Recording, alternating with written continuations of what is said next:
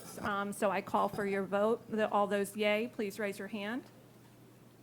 That motion carries 6-0. We're going to give a second for her to be brought in. Will you signal to me when she's in?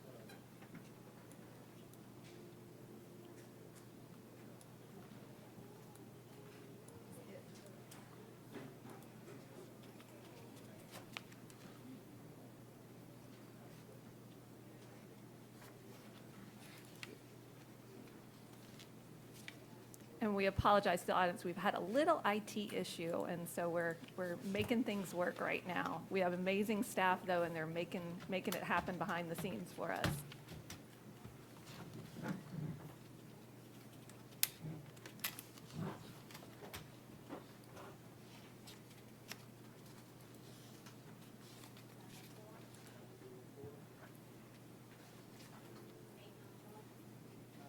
And we are bringing board member Joyce in now. I hear them dialing.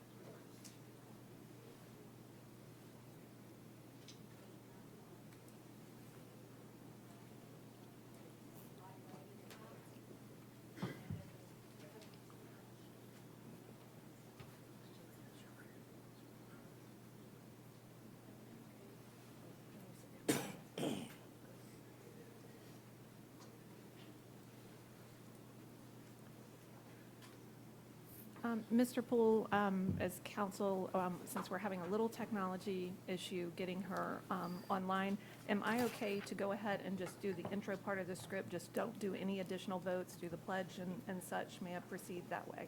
Yes, ma'am. That's okay. fine. And again, we won't do any voting or anything, just the intro of the meeting. Okay. To everyone present and to our television viewers, I wish to extend a warm welcome to this meeting of the Duval County School Board. The vision statement of the Duval County School Board states, every student is inspired and prepared for success in college and career in life.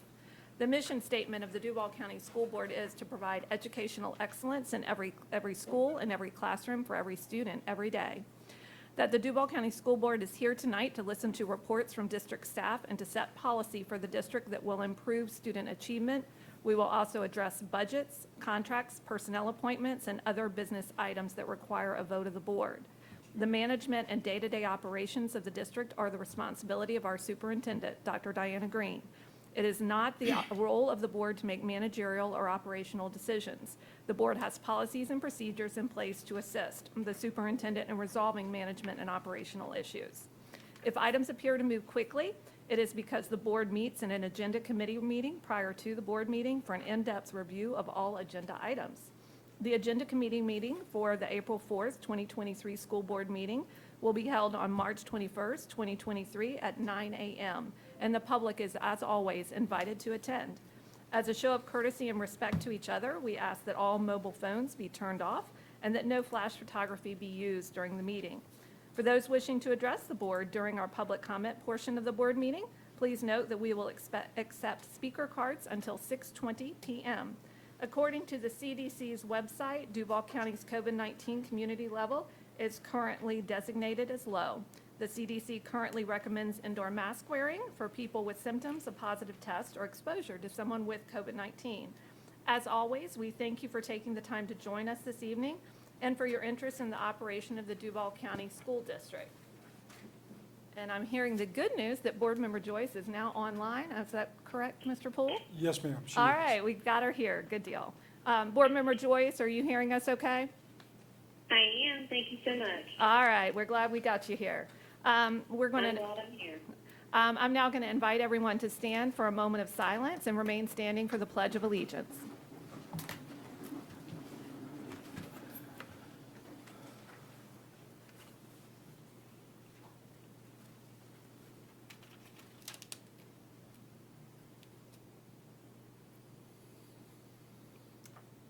Thank you. I pledge allegiance to the flag of the United States of America and to the republic for which it stands, one nation, under God, indivisible, with liberty and justice for all.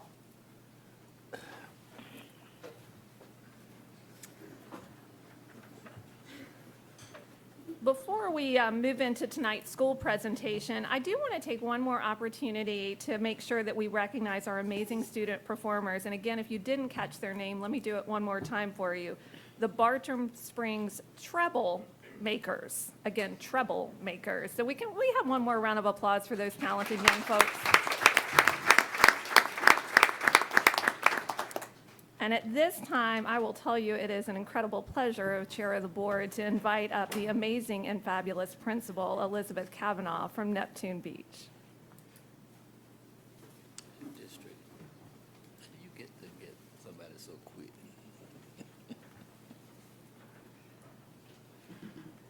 Thank you.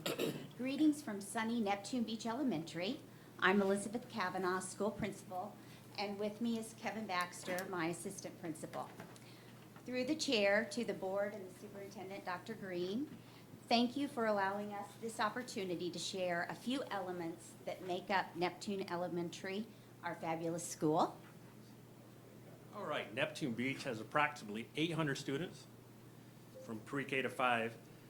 You might not know, but at Neptune, we're the only beach school that has these outstanding programs such as exceptional pre-K.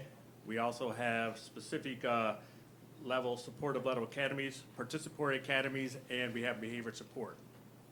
We also, in addition, have the blended VPK, and we also have gifted and talented. So we make up a lot of different diverse programs at NBE. We also have a great pride and leadership programs at our school. We have the Manatee Milers, we have Girls on the Run, we have safety patrols, and we have TOTS, Teachers of Tomorrow. We also have a great community ed program that helps with our families in the community. Lastly, Neptune Beach is an A school, which provides quality, engaging instruction for every student, every day, in every classroom, with our amazing instruction and support staff. We proudly refer ourselves as NBE, Team Nothing But Excellence. We have a quick video we'd like to show you, if you take your time to watch this video.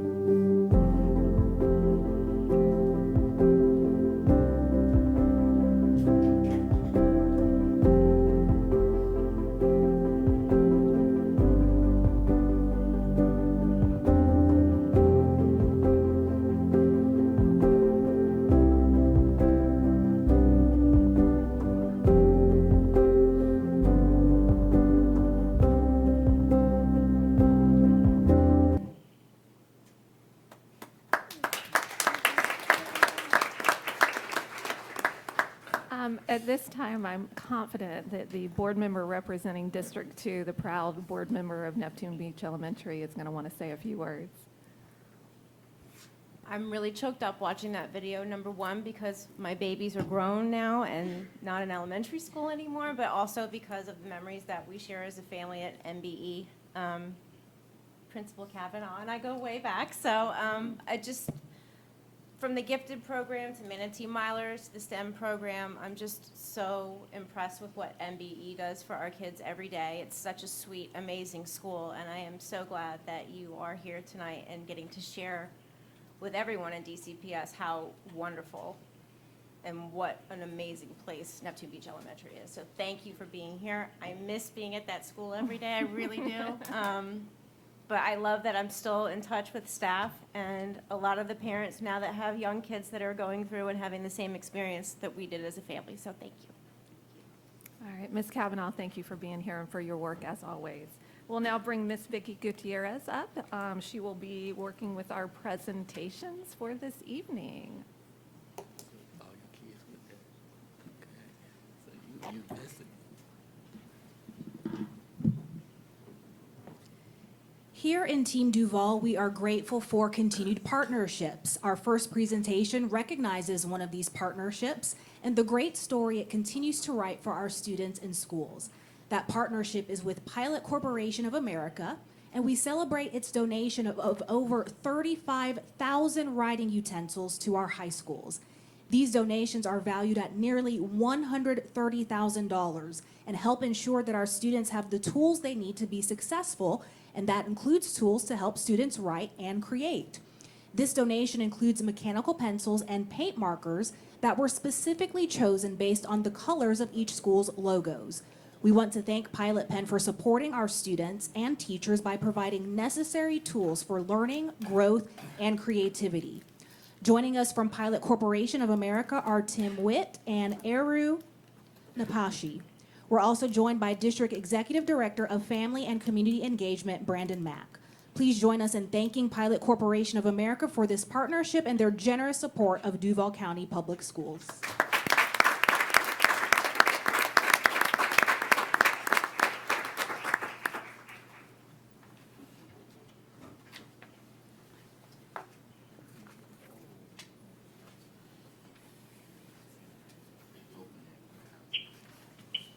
We believe that all teachers are superheroes, but we also think we can strongly argue that Team Duval has some of the best teachers in the nation.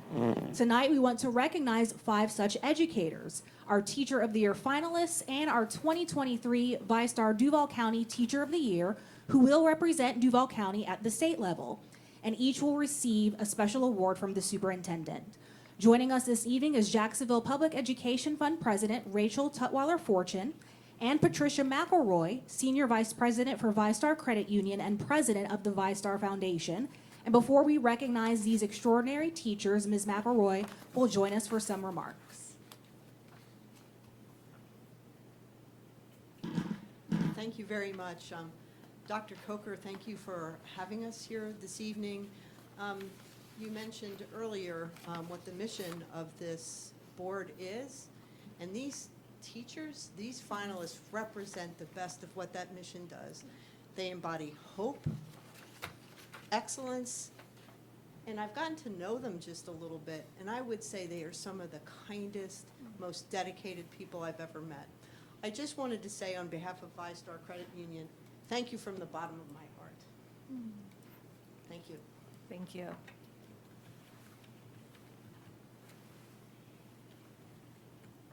Now we recognize our Teacher of the Year finalists, beginning with an educator who tailors her instruction to each student's individual needs. Ms. Ashley Watkins of J. Allen Axon Elementary is driven by the personal values of honesty, integrity, dependability, and resilience. A goal of hers is to build meaningful relationships with students, parents, and staff. In fact, she lives by this quote: "Leadership is not about title, positions, or work hours, it's about relationships."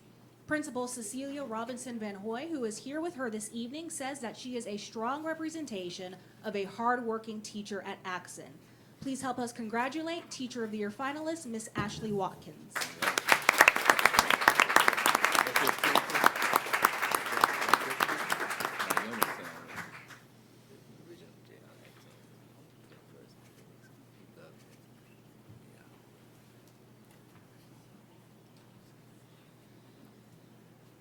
Our next finalist is Katrina Bias of Garden City Elementary School. She was not able to make it this evening, but we do want to acknowledge that she is known as a lifelong learner, known for facilitating a nurturing environment. So congratulations to Katrina Bias of Garden City Elementary School.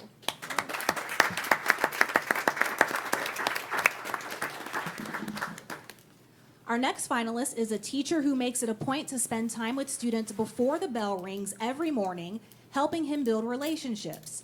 Mr. Andrew Lodge of San Mateo Elementary is an educator who strives to spread positivity to students and families. He states that he wants to make sure students have a reason to come to school and enjoy their experience while also learning important lifelong lessons.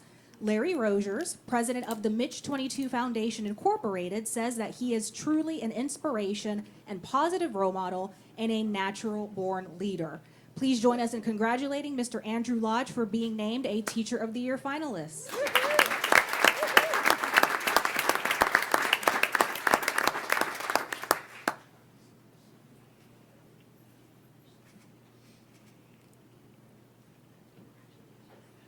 While this may be only his second year teaching in the United States, Mr. Argel Hippel from Westside High School brings over a decade of exceptional teaching experience from the Philippines, earning him a spot as our next Teacher of the Year finalist. Mr. Hippel created Teachers Connect so that he could introduce U.S. teachers to teachers in the Philippines, allowing each group to expand their knowledge. He says it's important to guide students with low self-esteem to believe in their abilities. His principal says this: Dr. Hippel does not work or serve for awards or accolades, but simply to inspire and influence all those he encounters each day. Congratulations, Mr. Hippel.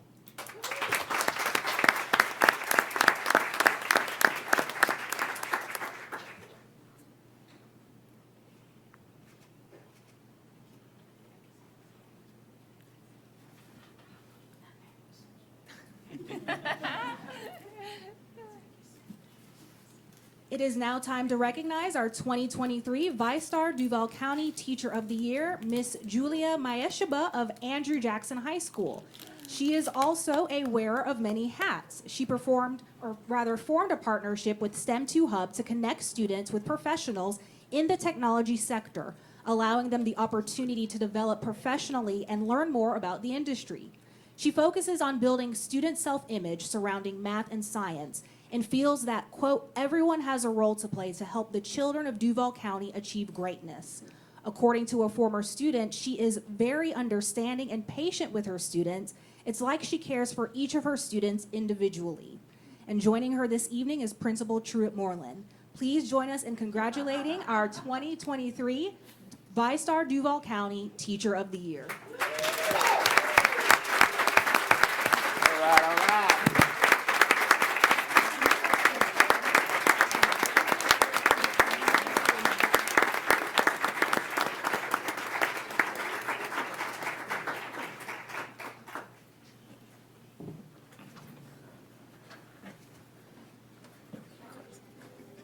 This concludes this evening's presentations. All right, thank you so much. And again, can we have one more round of applause for these incredibly talented teachers?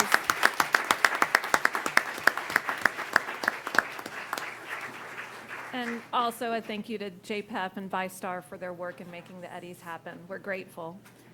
We will now move on to comments from our district student government. We have this evening with us William Lee. He is from Stanton College Prep. He is the Student Government Association president, and he is president of the school's Medical Society, the Key Club, and Mu Alpha Theta. And I'm guessing he has a pretty rigorous course load as well. I'm not sure how he's doing it all, but we'd like to welcome him up this evening to give comments on behalf of JAG.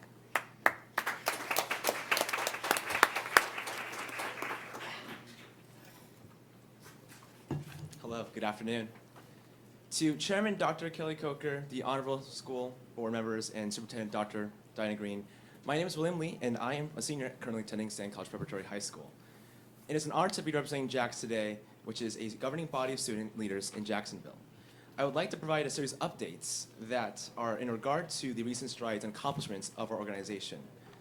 Recently, JAX had a meeting with Dr. Ellen Menendez, who is representing the branch of mental health awareness in Duval County, and our representatives in JAX provided meaningful feedback for her planning of the upcoming mental health conference in May. along with some of our students that are planning to become seminar speakers at that mental health conference, including myself. We look forward to the impacts that this conference will have on the student body and also on our district, and hope that there are more exciting things like this to continue. In addition to focusing on mental health awareness in the district, JAX is also looking to start advancing potential efforts for Title IX education and awareness. Seeing Title IX as an integral part of protecting our students from sex-based harassment and discrimination, we yearn to make the education and awareness of this topic more mainstream, more accessible, and more effective for our younger audiences in DCPS. Our next steps include talking to Dr. Grant Tomeko to possibly discuss actions and ideas to support this cause. Lastly, looking ahead, JAGS will be partnering with Mr. Copeland from DCPS to make improvements and changes to the Student Code of Conduct.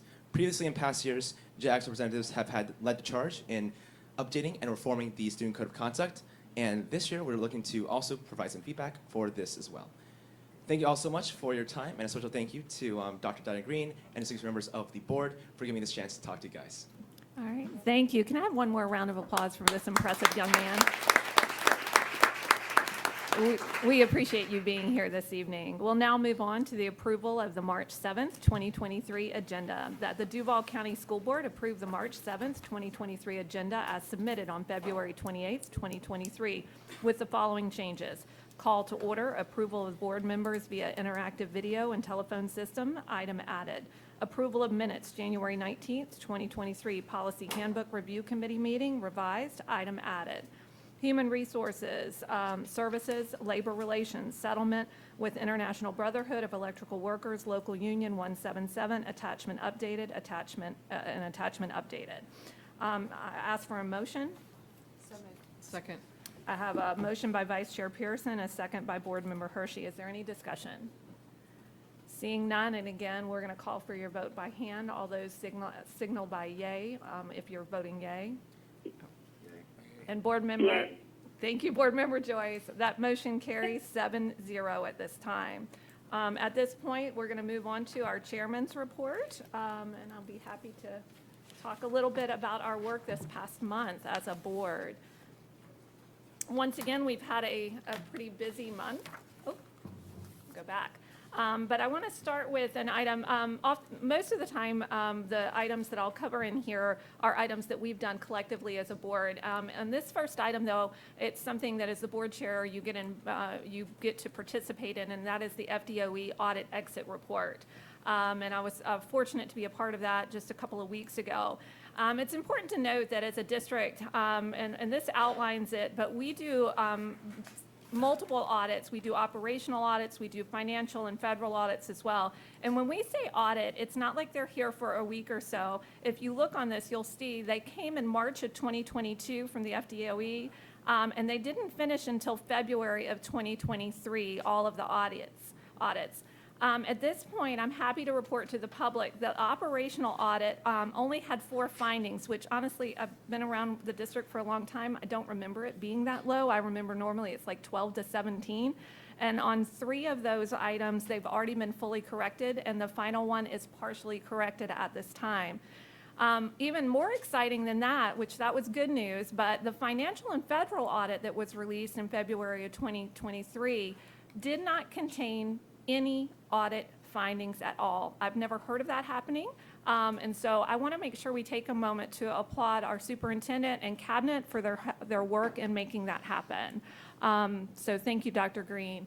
And again, I think you'd be hard pressed to find a time when we haven't had at least some type of audit finding.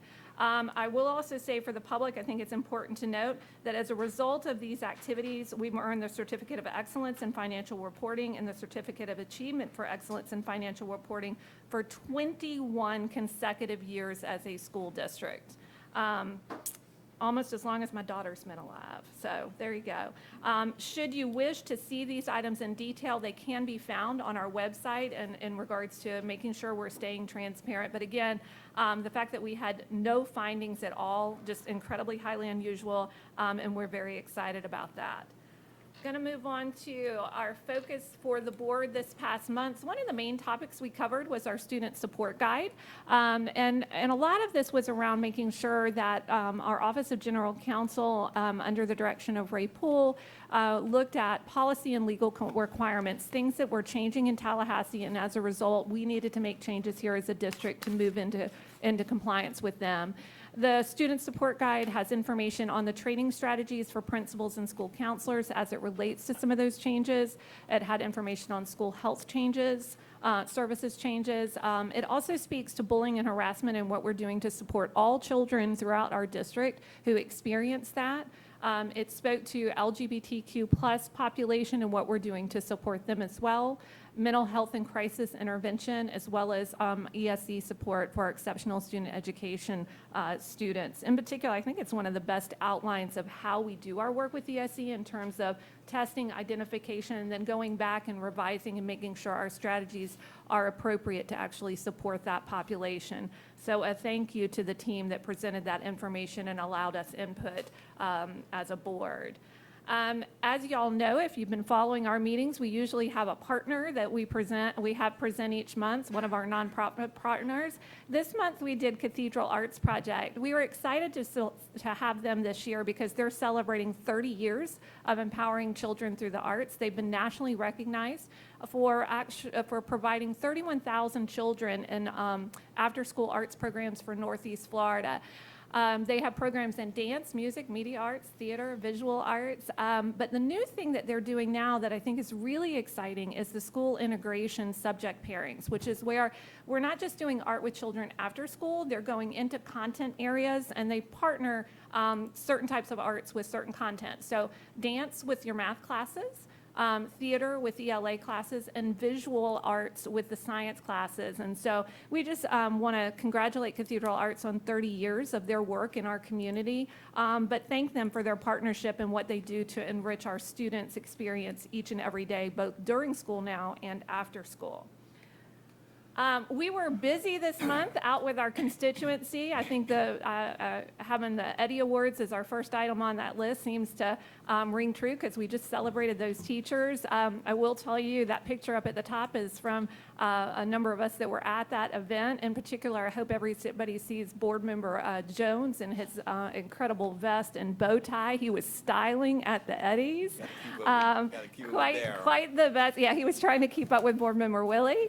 We got a little competition going on either side, but we were very fortunate to be there that evening. I know that evening also was Douglas Anderson extravaganza, and we want to thank Vice Chair Pearson and Board Member Hershey for making sure we had representation there as well. And I heard that event went incredible too.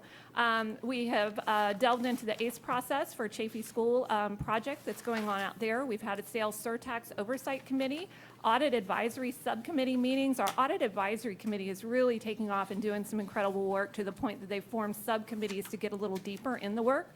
We had agenda and board workshops, which we just talked about some of those items. Our exit interview with the FDOE auditors, which I led with this evening. We were fortunate the Children's Home Society Community Partnership that's at Ed White. They did a tour with us, and in just a second I'll show a picture of that as well. We've heard a lot about that program, and having now seen it firsthand, I understand why it's such an exciting resource for the Ed White community. This past Saturday, we had the Parents Who Lead graduation. I have to tell you, Board Member, Vice Chair Pearson, Board Member Willie, and I had the opportunity to attend that. And I want to make sure we congratulate Brandon Mack and Reagan Copeland for their efforts in regards to that program. It is a 20-week training program for parents who want to become advocates for our school district. The energy in that room was just incredibly palpable, and we actually had a member of our own communications team who's a parent in our district, Tabitha Collins, who actually finished it as well. But just a great event and a special place to be on Saturday. We also had an informational session for Ribault High School feeder pattern community meeting, and that is as we're building the new school at Ribault, we wanted to meet with the community to ensure that they know where their children will be when we're building on that campus and have to move children to another site. And a big kudos to Dr. Green and the cabinet for all their work in putting that meeting together. It was very well attended. I appreciated the opportunity to fill in for Board Member Willie I will say, yeah, your community was out and ready and wanted to know what was going on, and it was a good evening. Let's see. I have to feature this one too. Northeast Florida Construction Career Days. We have a number of partners out there in the construction industry, and they put on Career Days, which is about a 3-day event where children throughout the Northeast Florida region get to go and hear about opportunities in the construction field. They are also really nice about if you're a board member and you go out there, they will allow you to participate in the same activities that the children get to participate in. Ironically, board member Hershey, board member Carney, Vice Chair Pearson, and I happened to end up there at the same time. I will say you'll see a really nice smile on board member Hershey and board member Carney's face right there. That's before they took the lift about 90 feet in the air. There's a separate picture on the way down. And I'm sorry, but the one of board member Carney and the bulldozer, it just needed to make a public appearance this evening. Clearly, board member Carney is not afraid of doing the hard work of the district, so we appreciate that. As we're building these new schools, if we need some additional skilled labor, I guess we can bring you over. But anyway, a great event, and a special thank you to the Northeast Florida, the committee that puts this together, because it is a phenomenal event. Moving on, this was actually from the Children's Home Society Community Partnership Tour, again at Ed White. If you're not familiar with that work, it is just an incredible blessing to our community, an incredible resource for that school. Board member Hershey and Vice Chair Pearson and I had the opportunity to be there. It was put on by former board member Becky Couch, and really they had a number of staff there to really answer our questions and understand the depth and magnitude of the program. I will say, for those of you who've been around a long time, you'll see Mr. Ed Pratt-Daniel, former superintendent, in that picture. He was there as a community member. You'll see how he's just smiling and so relaxed. I guess that's a little bit of retirement will do that to you after you've been in this district for a while, but it was a great event. And again, thank you to former board member Becky Couch for putting that on. We do have some upcoming dates of interest. I clipped ahead. These are some of the items that will be going on. I will remind people, because of the fact that we have spring break, which is probably the most important thing for our children right now in terms of upcoming items. But we have work at hand. We do only have one agenda review and board workshop this month. As a result, it is on the 21st, but we will be busy that week with Policy Handbook Review Committee on Wednesday, Audit Advisory Committee on Thursday, and then on the evening of March 24th, we'll actually have our School-Related Employee of the Year. Not only do we celebrate our teachers, but we also celebrate those support members of our team who keep schools running while teachers are doing their jobs in the classroom. We look forward to that. And finally, I have to end on this. This is actually a poster. A number of the parents who graduated from the Parents Who Lead Academy on that Saturday, their children had been a part of going to some of the sessions and whatnot, and I turned around behind me, and one of the children of one of the graduates held this up, and it says, "My mommy is a parent leader. What is your superpower?" And I just loved it, and it made me smile. And I will say, I want to encourage those of you who want to be a part of what we do and a part of advocacy, that the Parent Academy is a great place to do it. It's an amazing group of people, and they're doing phenomenal work. And with that, I will turn it over to Dr. Green. Thank you, Dr. Coker, but I am waiving my report. That is It right. will come from the textbook pre-calc review.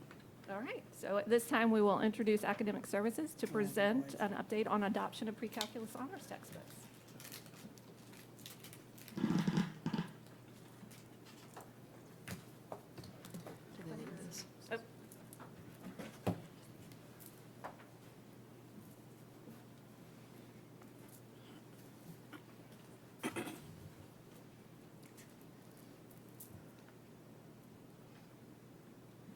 Good evening. My name is Jasmine Walker. I am the Director of K-12 Mathematics, and I'm here to provide an update from Academic Services regarding the adoption of instructional materials for pre-calculus. As you recall, after last year's adoption of K-12 Mathematics instructional materials, the Florida Department of Education provided recommendations based on the state review of instructional materials. Over a course of 6 to 8 weeks, They provided updated lists of recommended instructional materials, and in the end, the pre-calculus book that our district adopted was not recommended. This was due to problematic elements identified in the instructional materials related to the incorporation of unsolicited strategies such as social emotional learning and culturally responsive teaching addressed in the DOE's June 2021 Addendum of Mathematics Instructional Materials bid for specifications. These strategies are not called for in the specifications because they are not aligned to the best standards and therefore should not be in the instructional materials. While the school year was upon us, we decided to delay our adoption of instructional materials for pre-calculus, allowing us to engage in a review process this year using the approved list from the state.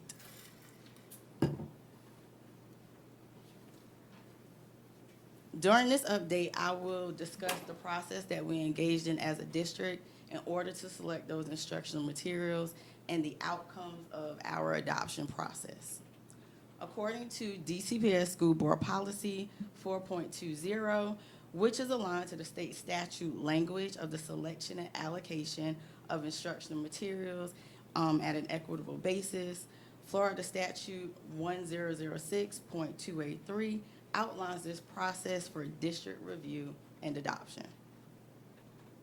So let's take a look at our journey through this adoption process.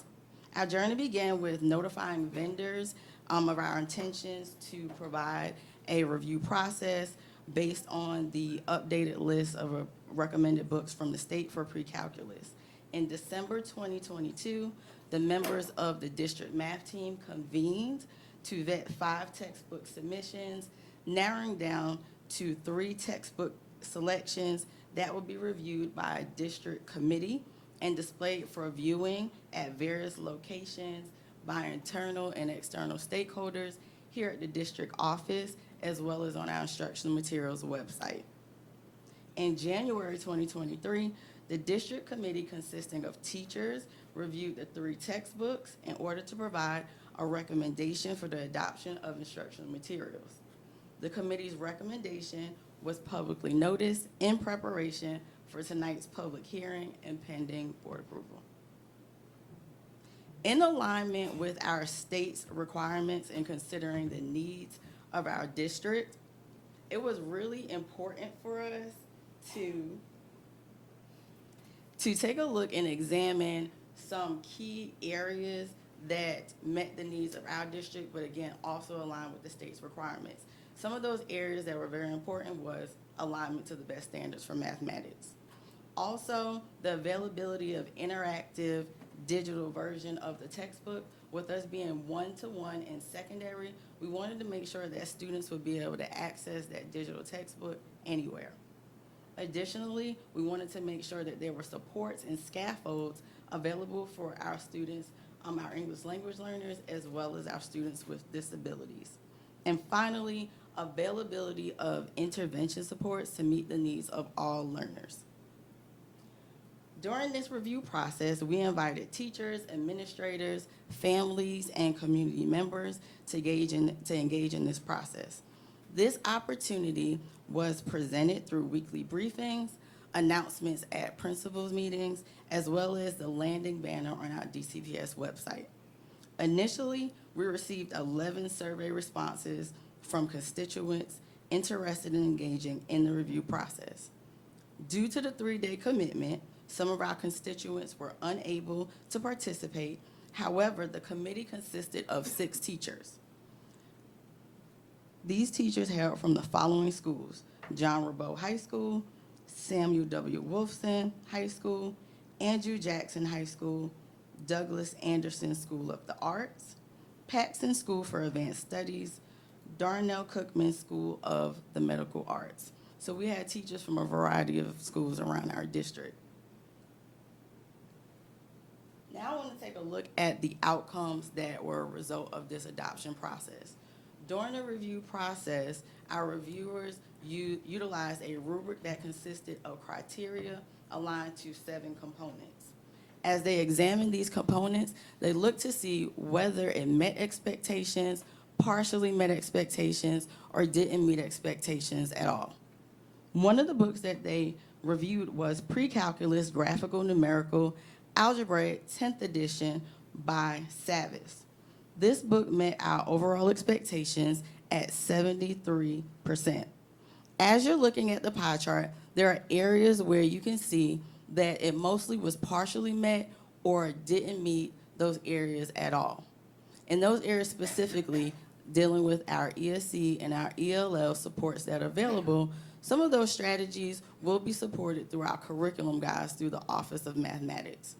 Other areas that were of concern were professional development, parent and community resources. In collaboration with the publishers, and again, through the support that we have on my team, the Office of Mathematics, we will work to make sure that we have on-demand professional development support, as well as our usual face-to-face support that we provide teachers so they can have that ongoing support throughout the school year. And additionally, we'll work collaboratively with our publishers to ensure that we have resources available to our parents and our community to support our students at home. Another book that was reviewed during this process was Pre-Calculus with Limits, a Graphing Approach plus Web Design by Cengage. This book met expectations at 70.9%. And again, as you take a look at that pie chart, there were some areas, again, that either partially met expectations, outlined to their criteria, or didn't meet expectations for some areas. And the third book that was reviewed by the committee was Pre-Calculus with Limits plus Web Design, a similar lane to the last book that I discussed. This book met expectations at 61.7%. And again, there were some areas there that the reviewers felt that the textbook either partially met or did not meet expectations. As a result of the committee's review, the recommendation that they would like to provide is Pre-Calculus Graphical Numerical Algebraic by Savis. Some of the key features that our reviewers identified was that this textbook provides personalized adaptive learning, with us being digital and students being one-to-one, the ability for students to solve problems and then receive adaptive instruction that is aligned to how they performed on their assignments was very important to us. Interactive practice with immediate feedback, so that they don't have to wait for the teacher in order to provide that feedback. As students are working through their problem sets digitally, they're able to get that feedback as soon as possible. Also, Tier 1 supports embedded into the platform, such as hints, step-by-step examples, videos, and the animations that students can access at point of use as they're solving problems in their textbook, in their digital textbook. Another piece that was very key to our reviewers was a complete e-text that's accessible anywhere. So that's whether we have Android devices or Apple devices. Students will be able to access that textbook anywhere. Instructor resources, including PowerPoint. So really taking a look at what resources are available for teachers in order for them to provide that quality instruction. So looking at teacher guides and various assessment resources that they can use to drive that student learning. Additionally, data reporting. So as students are completing assessments, completing assignments, teachers will be able to dive into those reports and not only receive a score on how performance was, but also take a look at the items in order to identify where students' misconceptions lie and begin to plan instruction from there.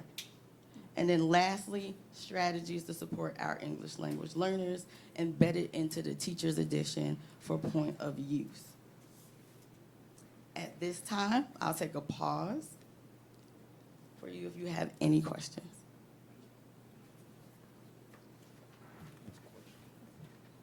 All right. Thank you.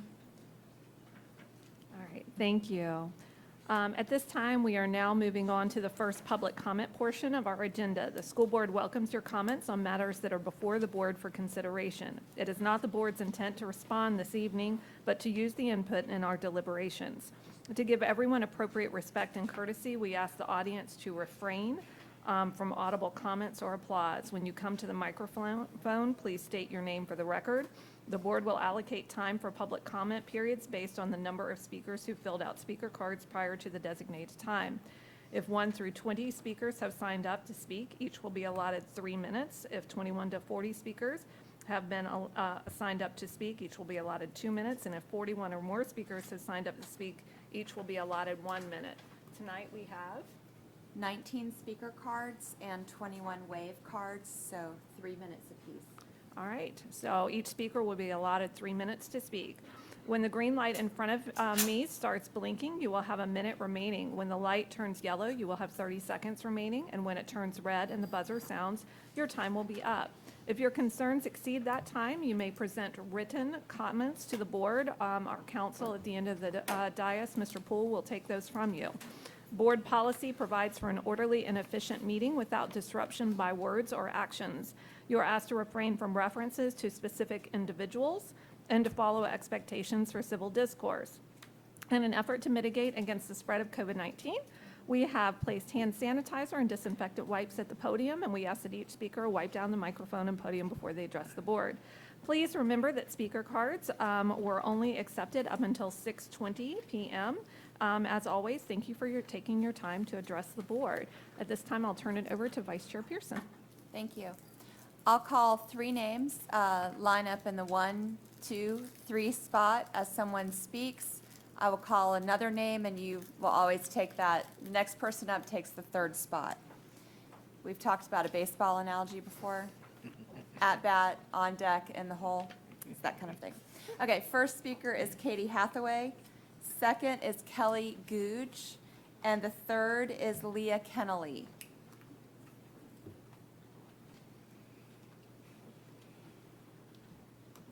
Good evening. My name is Katie Hathaway, and I am a proud mom of 2 students in Duval County Public Schools.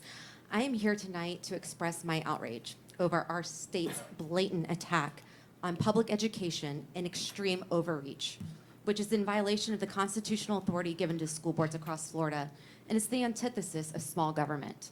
The governor has put hits out on school board members next year, including 2 here in Duval County schools. And children and teachers are being used as political pawns to push an extreme agenda. It's shameful, and I urge this board to act in the best interests of children, teachers, and public education, and not the presidential ambitions of one man. Parental rights extremists have pushed for the vague and discriminatory laws that are now having a severe impact on students and teachers in public schools. Whether it's HB 1467 in the book reviews, the whitewashing of history and erasing experiences of people of color with HB 7, or HB 1557 in the attempt to erase the existence of LGBTQ students and families, which I must point out one board member here campaigned on. It's political theater and it's disgusting. And now HB 1 is going to funnel billions of taxpayer dollars out of public schools and into private pockets. Don't look away, don't stay silent. The real majority must continue to speak out and protect public education as we know it. Thank you. Thank you. Okay, next to get in line is Dan Merkin.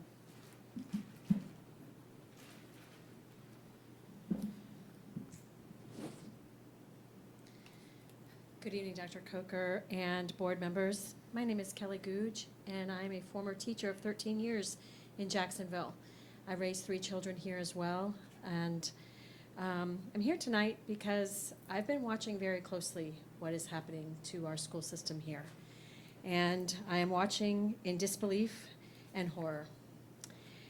Education should be about inclusion of all facets of our community, not the homogenization of what you are trying to create. We hear the words liberty, freedom, and small government being spouted by our current elected officials, including some of you sitting on this board, and from emboldened parents, when what is actually happening is far from freedom or liberty or small government. The dishonorable threat to our teachers of losing a job or even possible jail time for having books that express an evolving view, represent a different culture, that validate the existence of people who are LGBTQ and trans is ludicrous.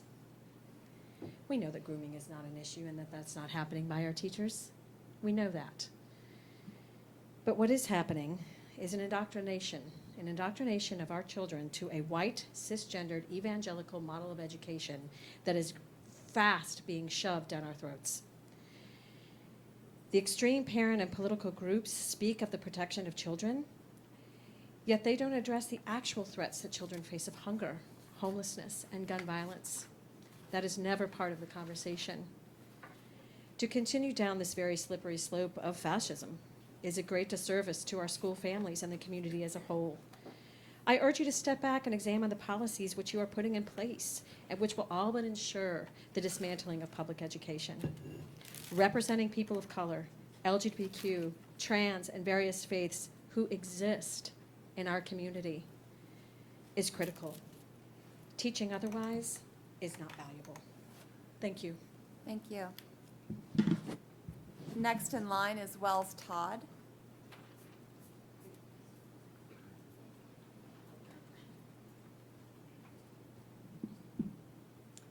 Good evening. My name is Leah Kennelly, and I'm a graduate of Duval County Public Schools, and both of my children attend Duval schools currently.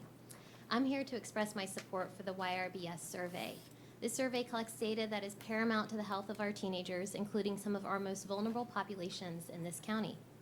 Without this survey, we would not know that a number of our children in our district are unknowingly pregnant or positive for AIDS. Knowing that questions can be amended and that is only administered every other year, it seems it would be incredibly irresponsible to ignore the life-changing impact the survey provides.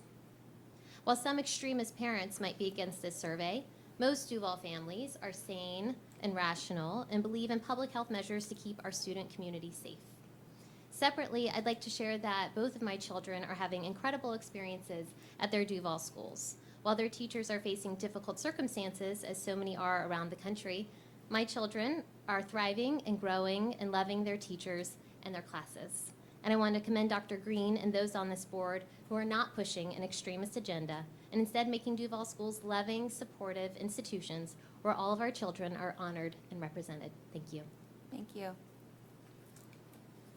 Next up is Aishwa Kotari, and I apologize if I messed that up.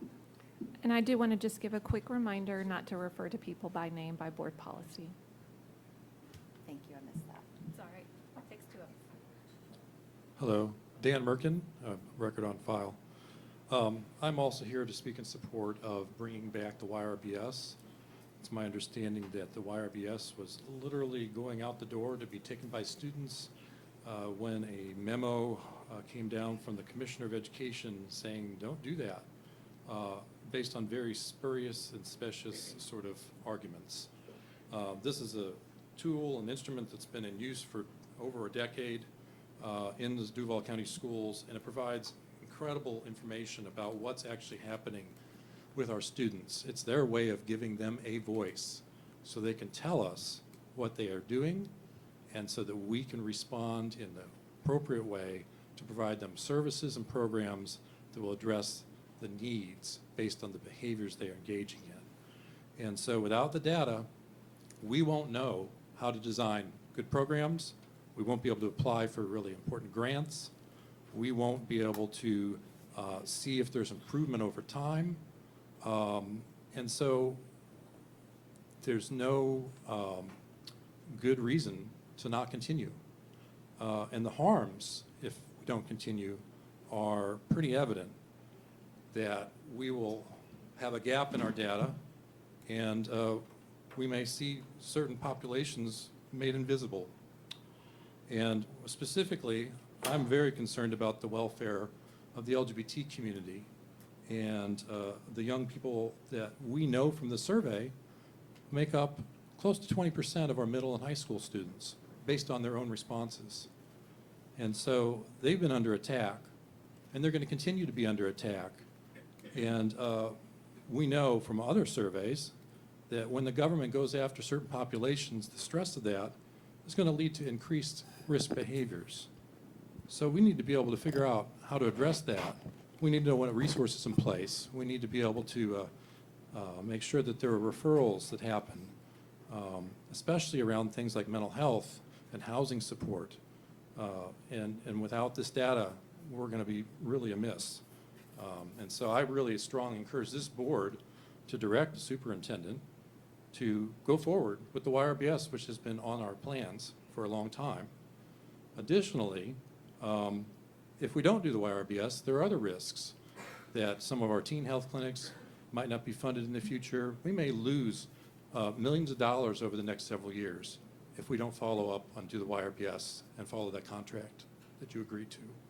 So again, please do the right thing, do the YRBS. Thank you. Thank you.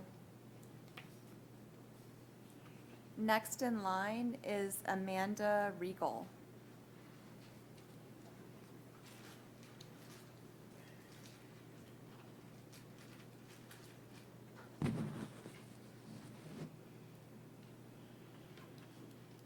My name is Wells Todd,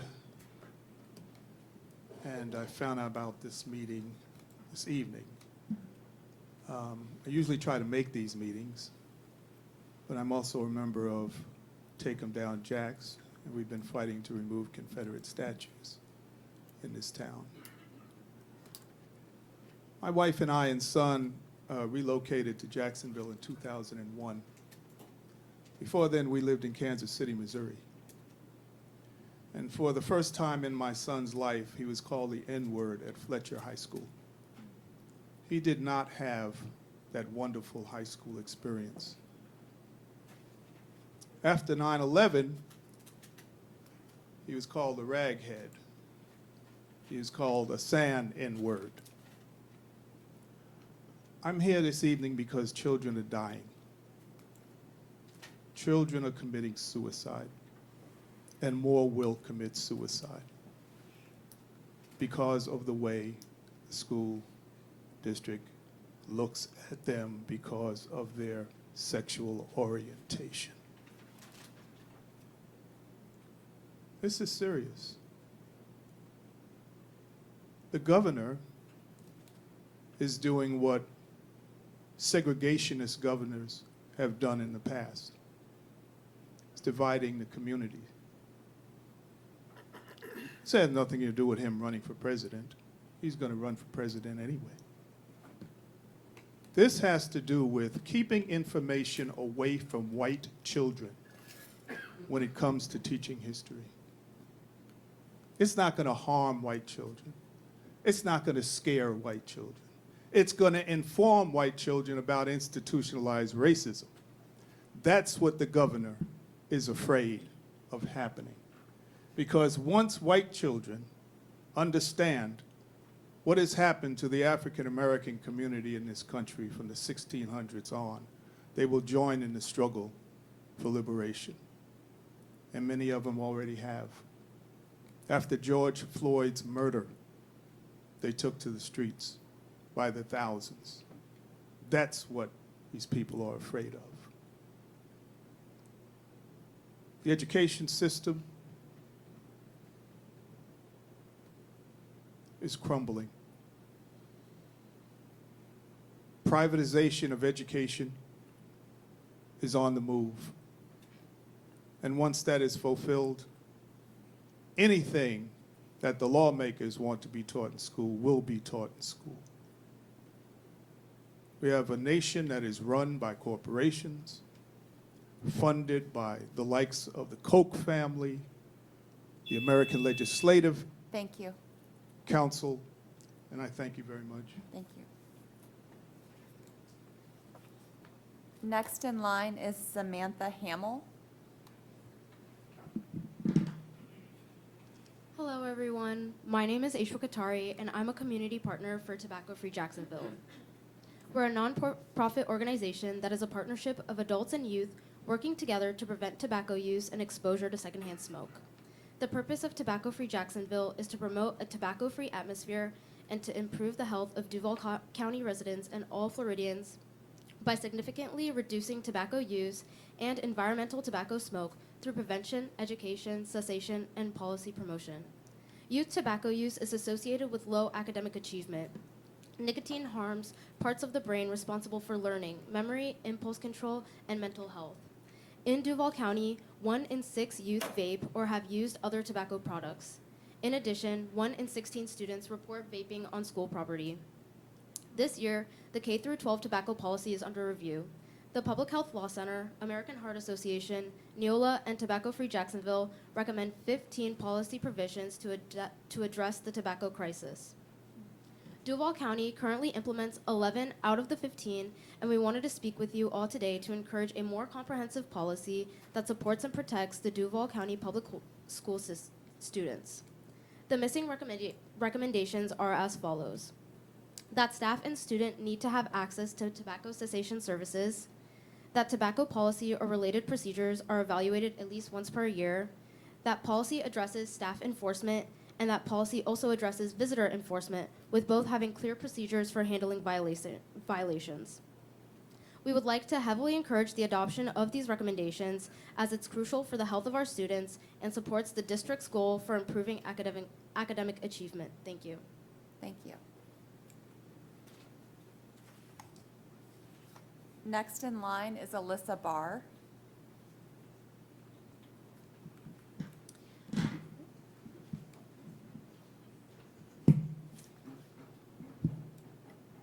Good evening. My name is Amanda Regal. I'm a mom of 4 DCPS students in District 2.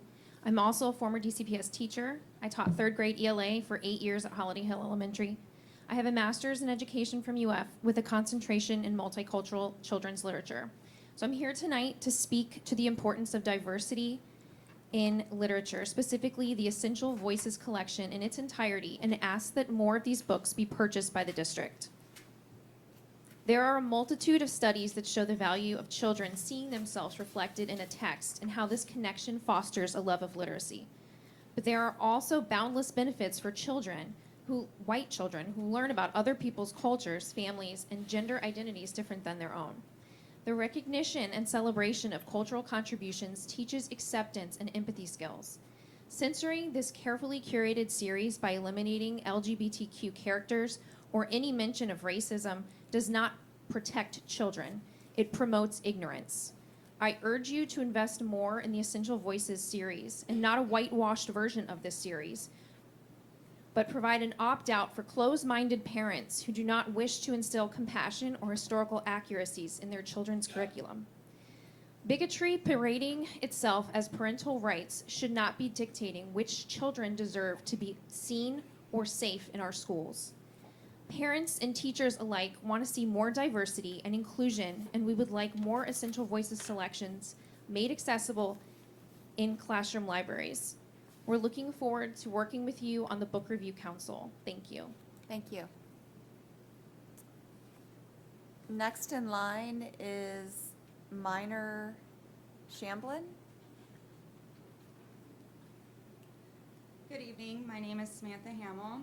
I work for CAN Community Health, and I'm also a Duval parent.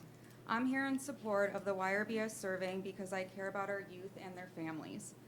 The data that is used to advocate for teens and their families has led to many programs that offer free and easy access to resources.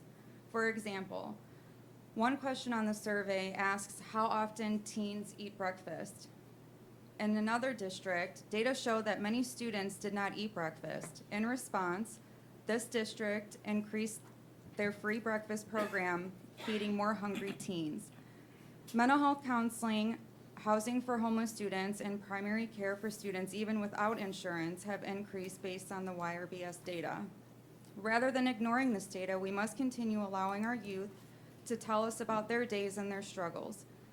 Again, it's our responsibility to set them up for success, and it takes a village to raise a family. Thank you. Thank you. Next in line is Jennifer Cowart.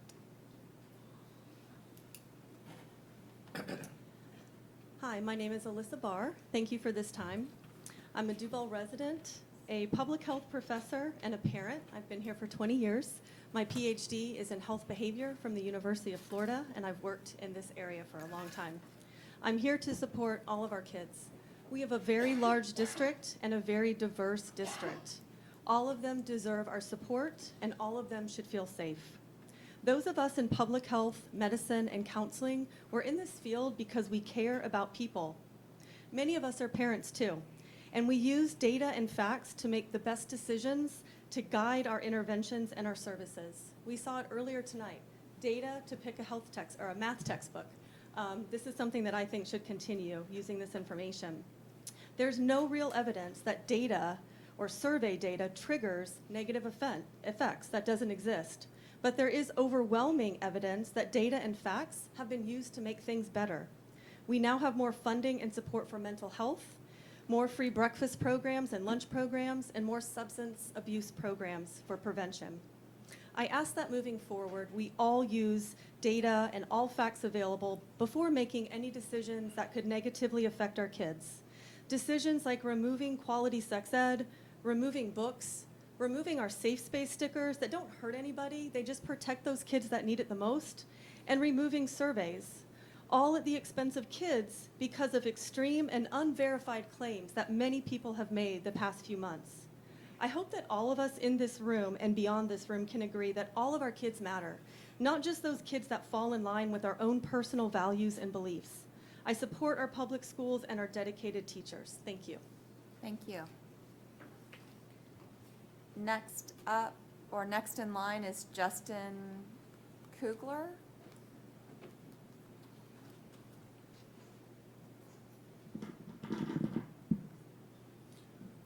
Good evening. My name is Minor Chamblin, and I'm here to speak rather specifically for support for conducting the behavior survey of the students in the school. But I'd like to put that in a little bit of a broader context. I've been in one form or another an educator virtually my entire life. That began with teaching some junior high students mathematics, and then moving on into the college and graduate level, teaching the students there as well. In that entire scope, I will say that, simply put, my career in education, even afterwards as a practicing psychologist for 35 years, it amounted to dissemination of information. Our entire society, our entire world, our human culture is built on accumulation of and dissemination of information. That is the heart of who we are and what we do. We have a responsibility, I would argue, to go ahead and continue with the gathering of information, verifying its validity, and then disseminating it as much as possible. Bringing that a little bit more down to the home front, I would say, or I would argue that the primary challenge, the primary obligation of the Duval County schools is to disseminate valid information to the students so that they can go ahead and grow up and continue to live viable lives and continue our entire society. I know these are big words, I know this is a broad scope, but it's so pervasive. I mentioned about my work as a psychologist. In some cases, as a psychologist, the therapy that I can provide to people is in the form of information. When people come in for therapy, they are oftentimes totally bewildered by how they as individuals compare with other people that they have contact with. And so in some cases, to validate their existence, their experience, and their past, that could be most easily done by reference to just information. The one that I'll cite as a quick example is in working with people who have been sexual abuse victims. That certainly is a tragedy in their lives. But from a therapeutic standpoint, what you need to do is to give them the information that people recover from that and live out healthy and normal lives afterwards. I know that the student survey is not going to accomplish all these things, but I think it's a responsibility even of the school board to make sure that they make that contribution to gathering the information and disseminating it for the benefit of the students. Thank you very much. Thank you. Next in line is Gamble Scott. Gotta lower that down. I'm Dr. Jennifer Coward. Thank you for letting me be here tonight. My thoughts are a little disorganized because one of my cats died today, so I appreciate your patience with me this evening. My first comment is that I'm here in support of the YRBS Health Survey. This is a valuable and validated survey tool used across the country, has been used for many years, and this helps bring in and support programs that are valuable to our students and our children, including helping us achieve grants that support testing for infections, testing for pregnancy, referral for services, and education to try to prevent these harmful outcomes from happening to our kids. Whether or not we ever have to edit or change some of the questions for the YRBS, I think we should not get rid of it entirely, and we need these services for our students. I urge the board to consider these valuable public health programs that this survey information is used by many healthcare organizations across our city, cited as a valuable source of information that is reliable and validated. The second is I want to tell a quick story that my child told me today. I have a 10-year-old who's in 4th grade at Bartram Springs, where we've been largely very happy with our public school experience and grateful for all of our teachers. Although I do have some concerns that my kindergartner's class is 35 students in one small room. But that aside, my child today asked why I was coming to the school board. I said, I'm there to talk about book banning and how I don't support book banning. And she said, well, my teacher used to have a big room full of books that she purchased herself. And she brought for students, and students could check them out and take them home and had access to all these books. And she said they were very interesting books. And this is not a kid who's a big reader. And I said, well, what happened? And then she said, well, all the books had to go away.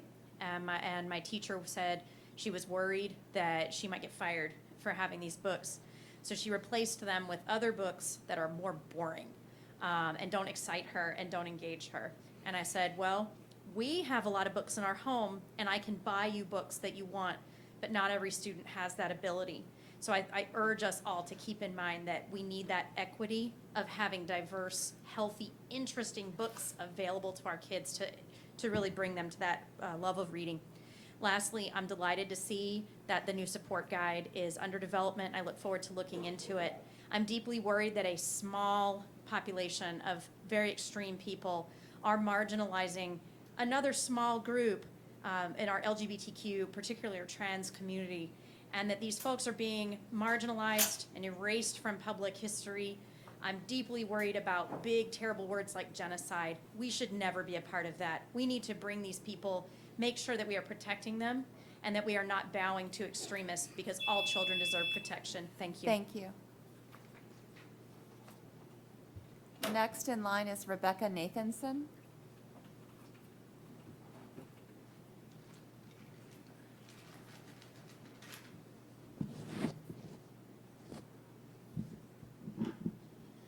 Good evening. My name is Justin Kugler.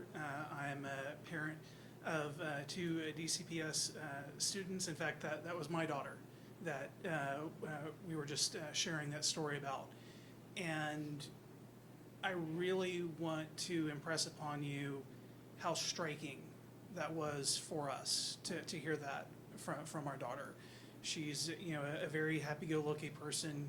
She cares deeply about her classmates in her school and her teachers. And so I just really want to hammer home that the decisions that y'all make on this board and in this district have real world effects. And we've raised our kids to value an education, to want to go to school, to want to be with their friends, and to value an education. And to hear that these decisions that are being made affect their enthusiasm for school and affect their classmates' enthusiasm for school. There's nothing political or partisan about that. That is a negative impact on the learning of our students because of other people's agendas. And I don't care where you sit on the political spectrum, where you came from, what you believe in. That's something I think that all of us that are parents that have investment in this school district and in this system should be able to get behind, is that our children should not suffer because of other people's political battles. And that's why it's important that we have transparency and speed in this process of getting books back in schools and making sure that they are representative of our population and of our district, so that everyone sees themselves reflected, whether it's personal interests or their demographics or what that might be. We want kids to be excited to go to school. We want kids to be excited to read. And the best way we can do that is making sure that there are books there that reflect who they are as people and what they're interested in. And when someone is, and I know I'm biased, I'm her dad, when someone that is as creative and expressive and loving as our teachers tell us she is, comes and tells me a story like that, that makes me worried about where we're going in this district and in this county. And I want to make sure that we're on the right path for everyone. Thank you. Thank you. Next in line is Brittany Be More Trusting.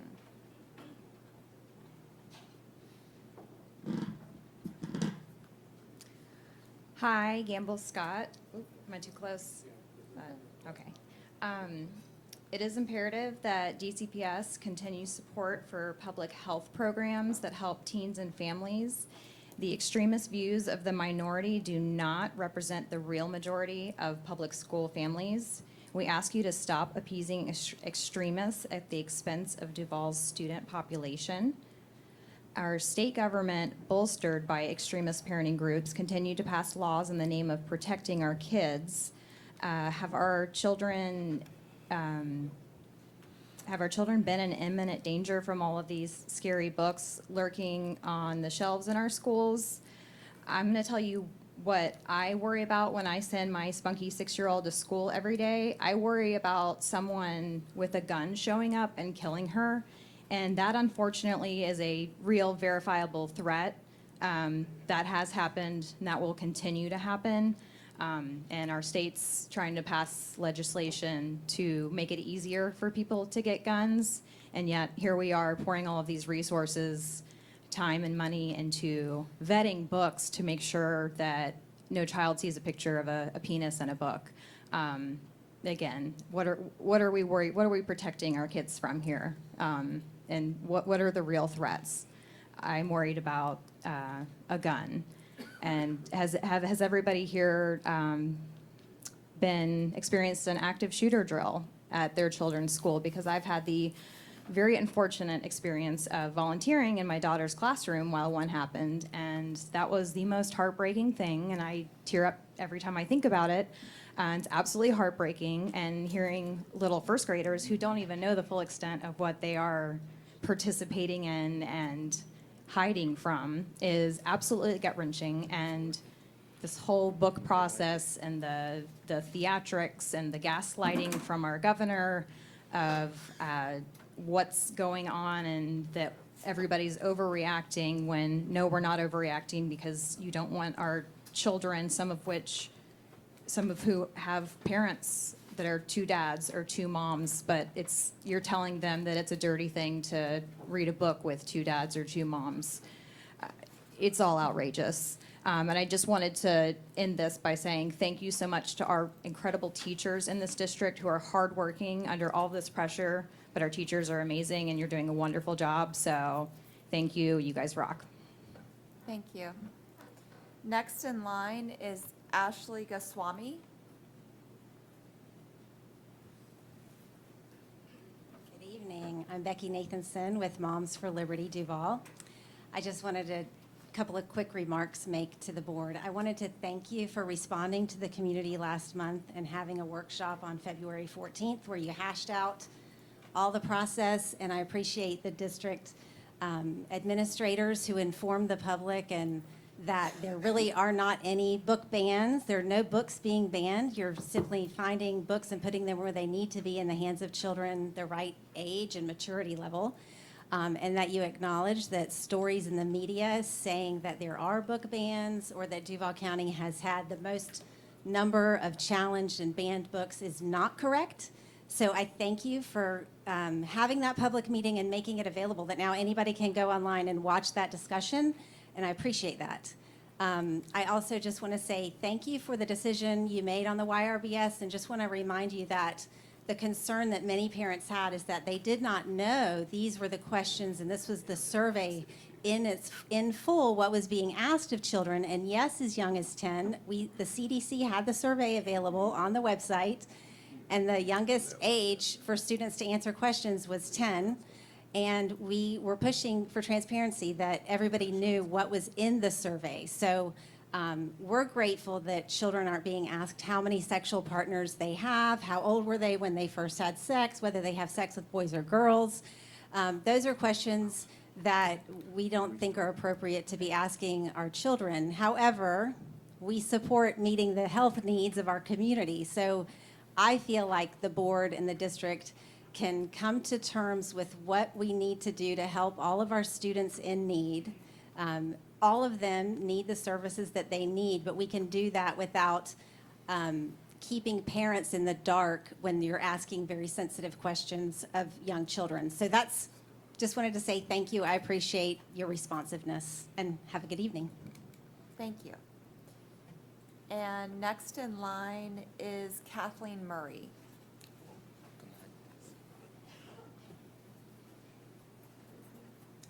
Hi, everyone. I'm Brittany B. Moore Trusting.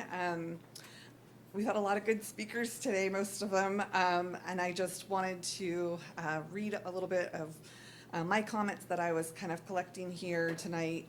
I'm a mom of 2 Neptune Beach Elementary students, so that was a pleasant surprise to see that video, and it is a wonderful school. My daughter is actually in what they refer to as the wing there, so she gets a lot of special assistance there. She's got a lot of medical needs, and I'm just so thankful, because I think when she was born, I wasn't sure what we were looking for, how long we'd have her in our life, and to have public education be there for her and be phenomenal and give her just one-on-one phenomenal assistance to help her thrive. It's just been amazing.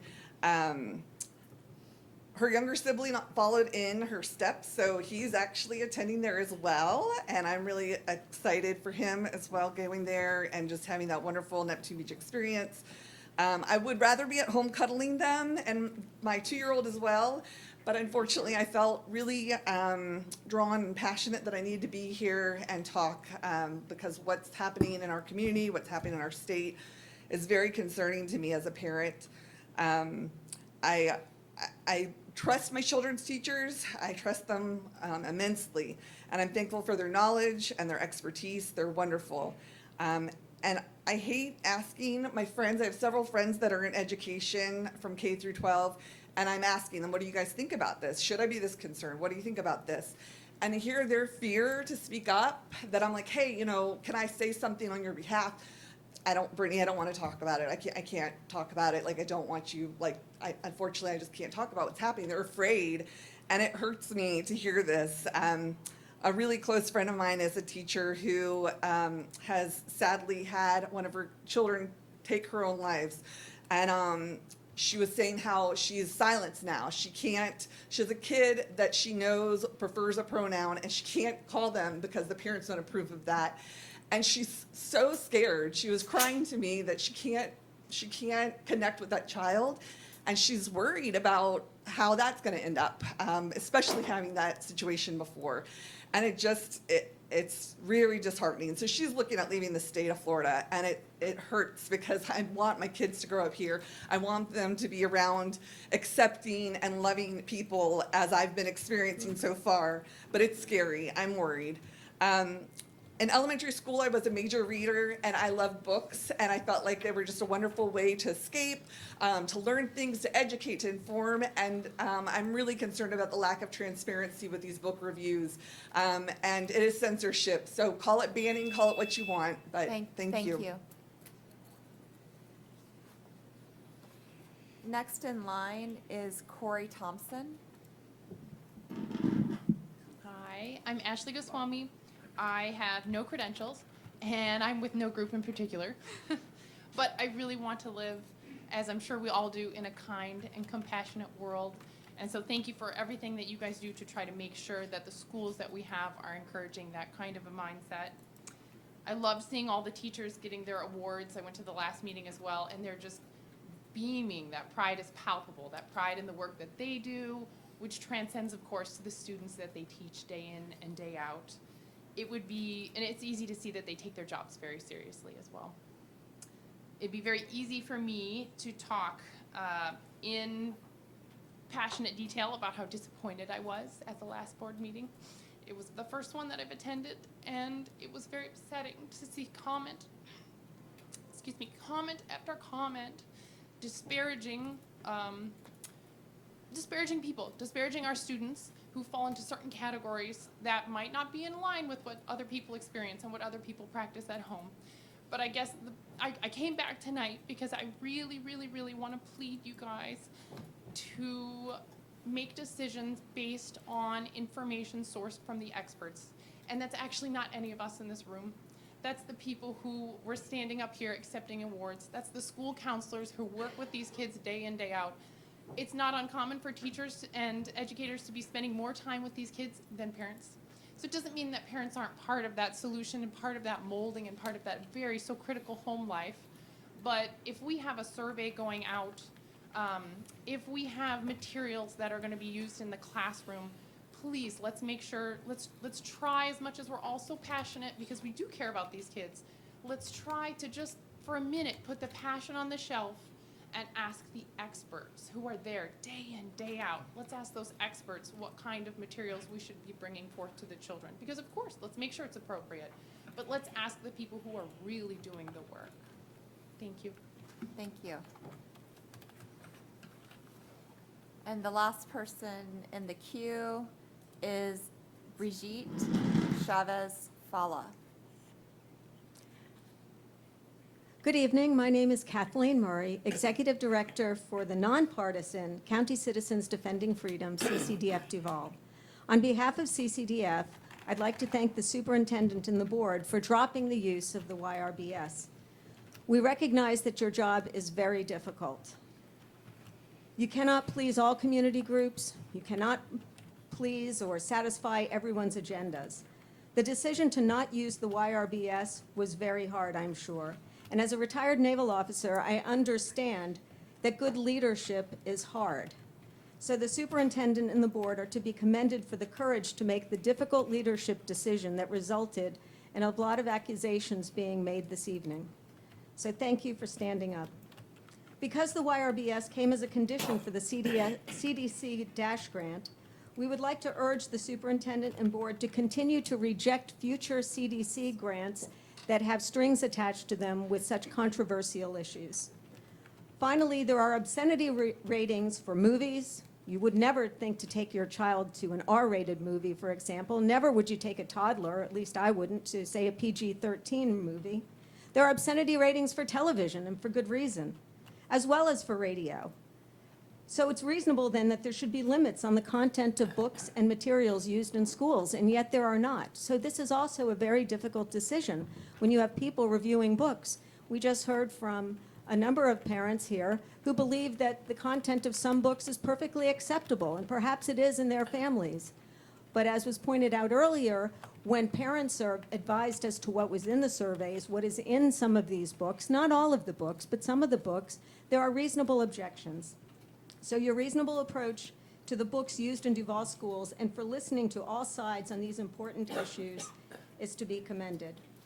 So thank you very much for the hard work that you're doing and the difficult leadership decisions that you all must make on a daily basis. Have a good evening. Thank you.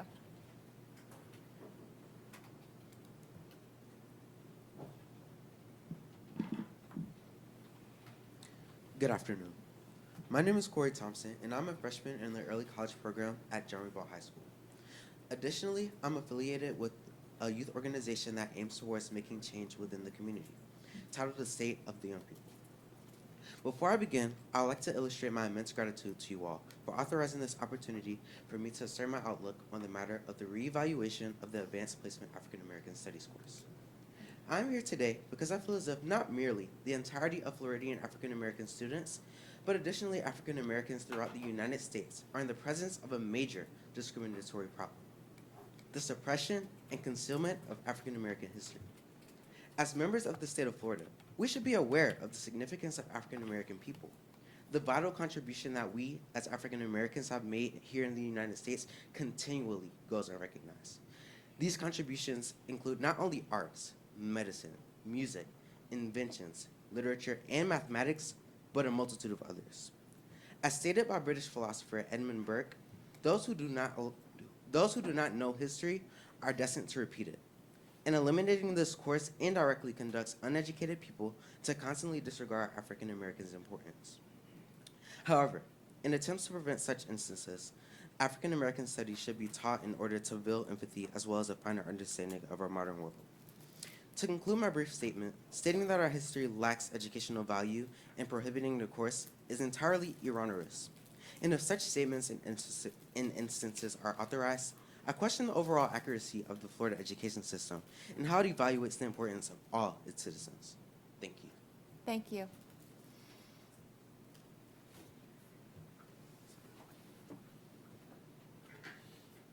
Hello.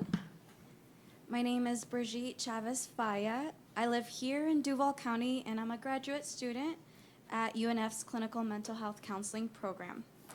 I'm here to support the teens and families of our community by supporting the YRBS survey. While I may not be a mother of a student, I do remember the challenges and struggles of being a teen. One of these challenges being struggling with suicidal thoughts. No one around me talked about it. I didn't know who to seek out for help. I didn't know that I even needed help. These thoughts became normalized in my head. No one talked about it, so I thought, it's just me. However, this is not true. But many go without seeking help or offering help because we feel that talking about suicide will make it worse. But this is a myth. It has been researched that talking about suicide does not make someone suicidal. Rather, it helps them feel heard and helps de-escalate the situation. For this reason, I stand here in support of creating an environment where the youth of our community can express and voice their concerns, their challenges, their struggles, their needs, the needs that sometimes they're afraid to tell their parents. And sometimes the only channel is through an anonymous survey that includes topics such as mental health. So I support our teens. I strongly support the continuation of the YRBS survey because with this survey, not only can we give our teens a voice, but we can provide them with necessary health and safety resources. Thank you. Thank you. That concludes our speakers for the evening. Dr. Pierce has the cards of the community members who chose to waive in support or opposition of either an agenda item or a topic. Thank you, Madam Vice Chair. Samuel Ake waives in support of distributing the YRBS survey and renewing the CDC DASH grants.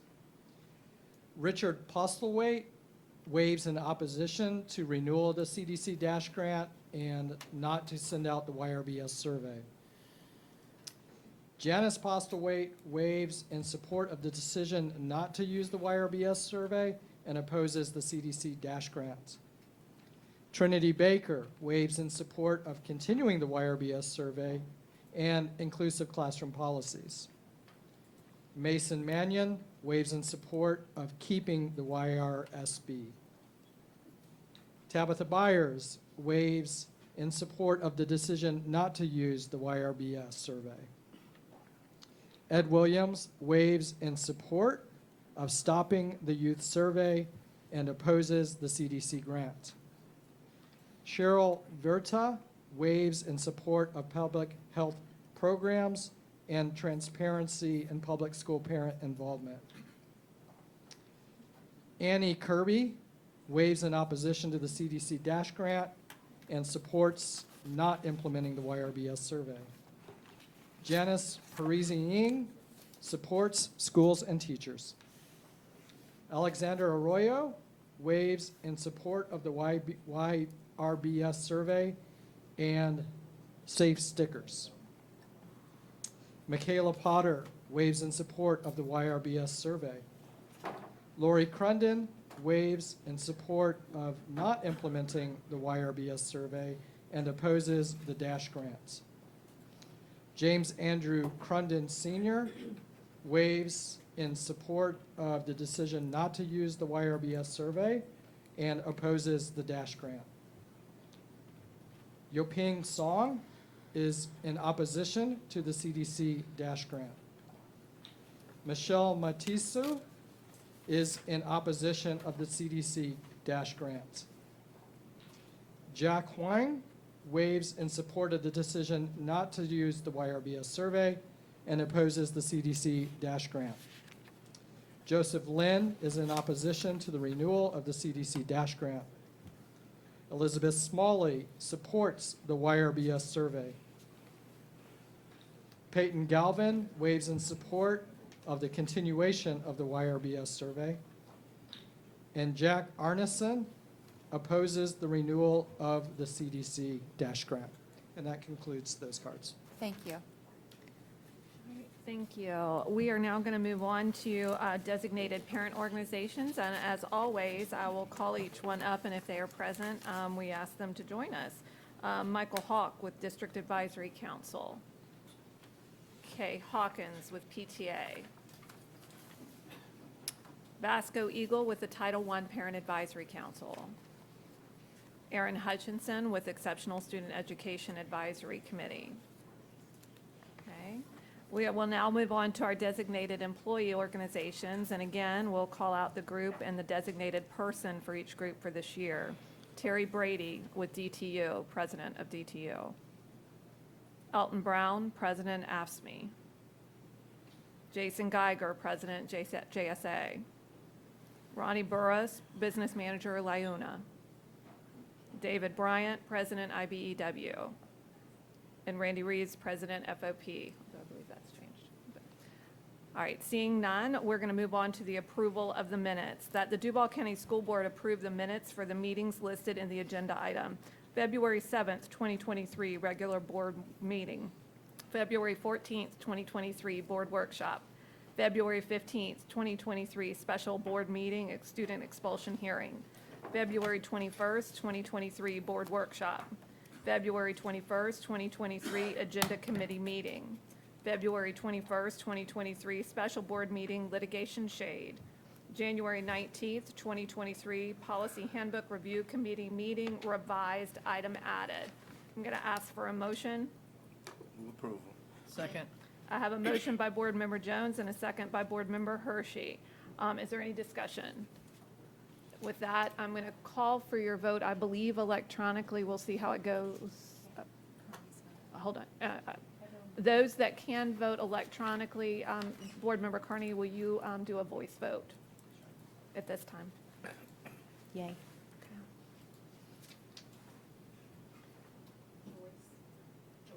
Board Member Joyce, I didn't hear your response. Do you have one? Yes. Okay. That's a yay on her part. That motion carries 7-0. Thank you.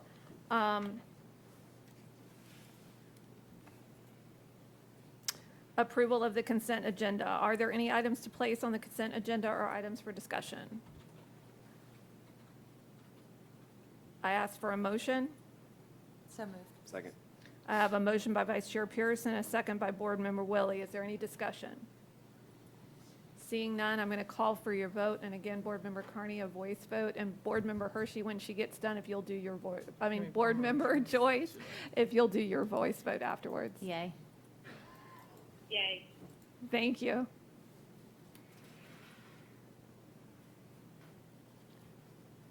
That item is approved 7-0. We're now going to move on to the discussion agenda. At this time, we're going to move to academic services, public hearing and vote for adoption of pre-calculus honors instructional materials. Dr. Green, can you read your recommendation?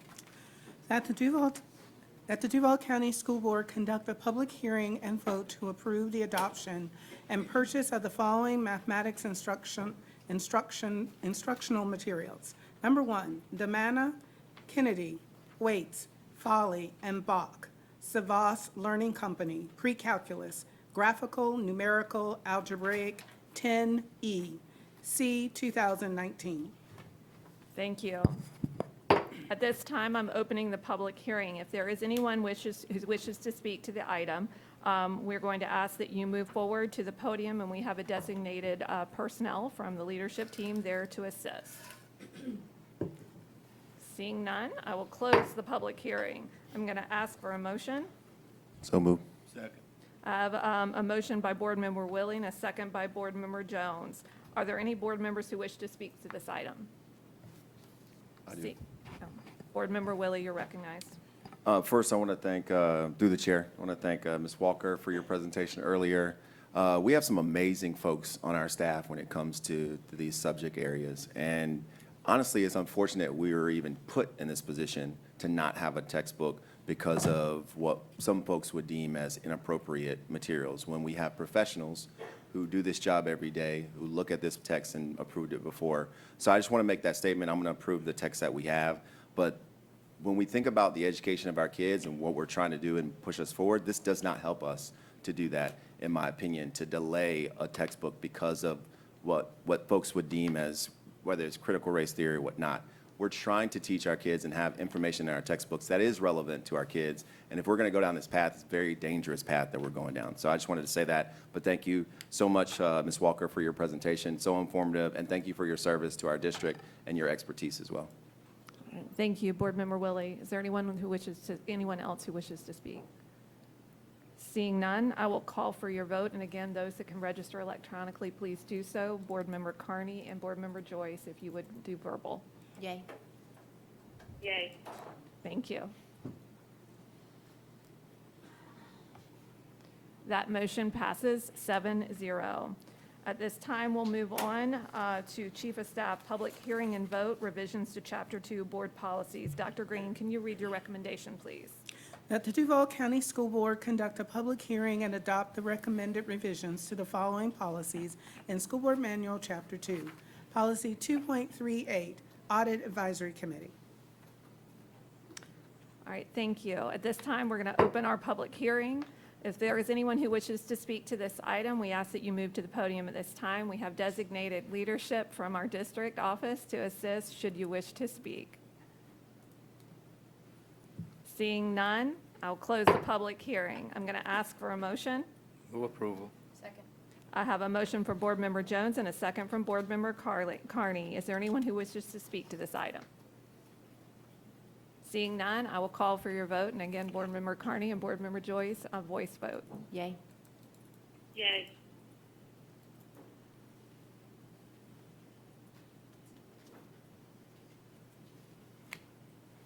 That item passes 7-0. At this time, we'll move on to Chief of Staff, public hearing and vote, revisions to Chapter 3, Board Policies. Dr. Green, can you read your recommendation, please? That the Duval County School Board conduct a public hearing and adopt the recommended revisions to the following policies in School Board Manual, Chapter 3. Policy 3.50, Public Information and Inspection of Records. At this time, I'll open the public hearing. If there is anyone who wishes to speak to this item, we ask that you move to the podium now. As was in the past, we have district leadership off to the side to help you and assist you in this. Seeing none, I will close the public hearing. At this time, I will ask for a motion. Second. I have a motion by Vice Chair Pearson and a second by Board Member Willie. Is there any board member who would wish to speak to this item? Seeing none, I will call for your vote. And again, Board Member Carney, if you'll, and Board Member Joyce. Yay. Thank you, Board Member Joyce.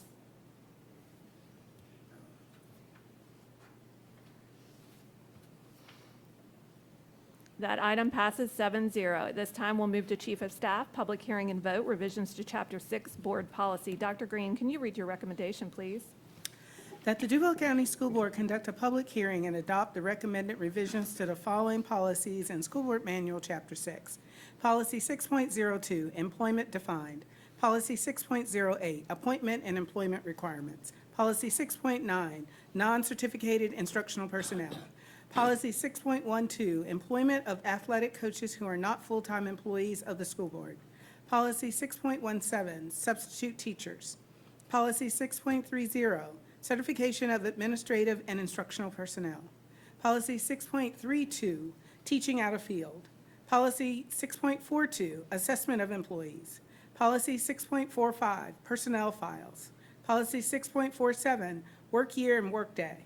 Policy 6.51, Leave of Absence. Policy 6.57, Annual Leave. Policy 6.58, Family and Medical Leave. Policy 6.61, Bereavement Leave. Policy 6.63, Military Leave. Policy 6.64, Personal Leave. Policy 6.68, Donation of Sick Leave. Policy 6.75, Resignations. Policy 6.94, Group Health and Hospitalization Insurance. Thank you. At this time, we'll open the public hearing. If there is anyone who wishes to speak to this item, you may move over to the side to the podium. We have district personnel ready on hand, waiting to assist you. Look at that. Very nice. Okay. Seeing none, we will go ahead and close the public hearing. I'm going to ask for a motion. So moved. Second. I have a motion by Vice Chair Pearson and a second by Board Member Willie. Are there any board members who wish to speak to this item? I'll just make Board a Member comment through the Willie. chair. I think I really appreciate the workshop that we did in this policy. I think that especially, I think it was 6.17 around the substitute teacher age. One of the things we're always trying to do is make sure we can figure out how we get more great bodies into our school. And one of the ways to do that, we adjusted that 6.17 in the right way to make sure folks were safe and appropriate. But I just wanted to call that out, and it was a good sign of how we can work. So thank you. Thank you by Board Member Willie, and I would echo your sentiments as well. At this time, we'll call for a vote. Yay. And Yay. thank you to Board Members Carney and Joyce. You're helping us out. We appreciate it.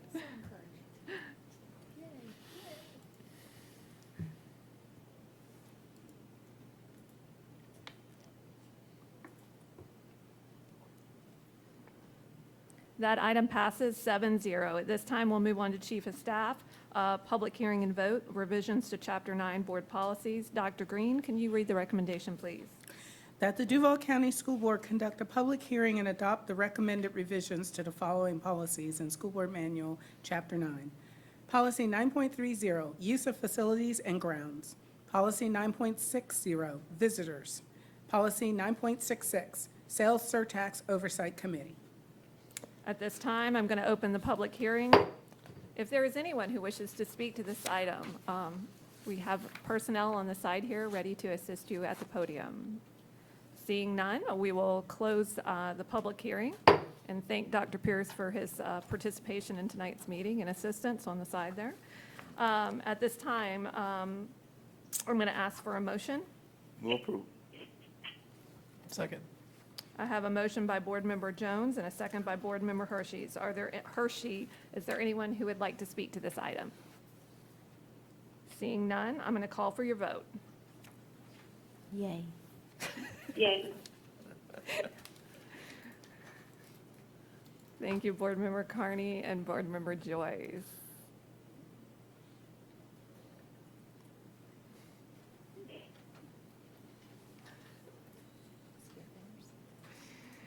That motion passes 7-0. We will move on now to board member travel. That the Duval County School Board confirm that the travel listed is for official board business and that it complies with the rules of the State Board of Education. April 13th through the 14th, 2023, Gainesville, Florida, FSBA Certified Board Member Forum, School Finance 2.0 and more.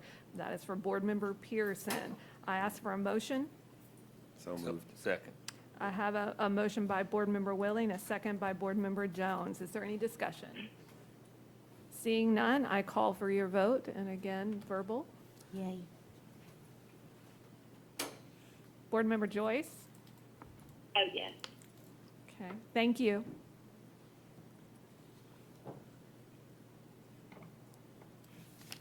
That item passes 7-0. We are actually now on to the for the record. It appears we do not have any superintendent travel. Dr. Green, we always love it when you're here all the time. That being said, Board Member Joyce, I'm going to start with you since you're on the line. If you want to start with your for the record, we'll move from there. Thank you, Dr. Coker. I just want to thank the board for allowing me to participate in the meeting tonight via phone call. Appreciate your support during the last really few weeks, but especially this last week in my recovery. My heart really does go out to all of the speakers that we've heard, whether they are speaking about the YRBS survey or speaking about our classroom libraries.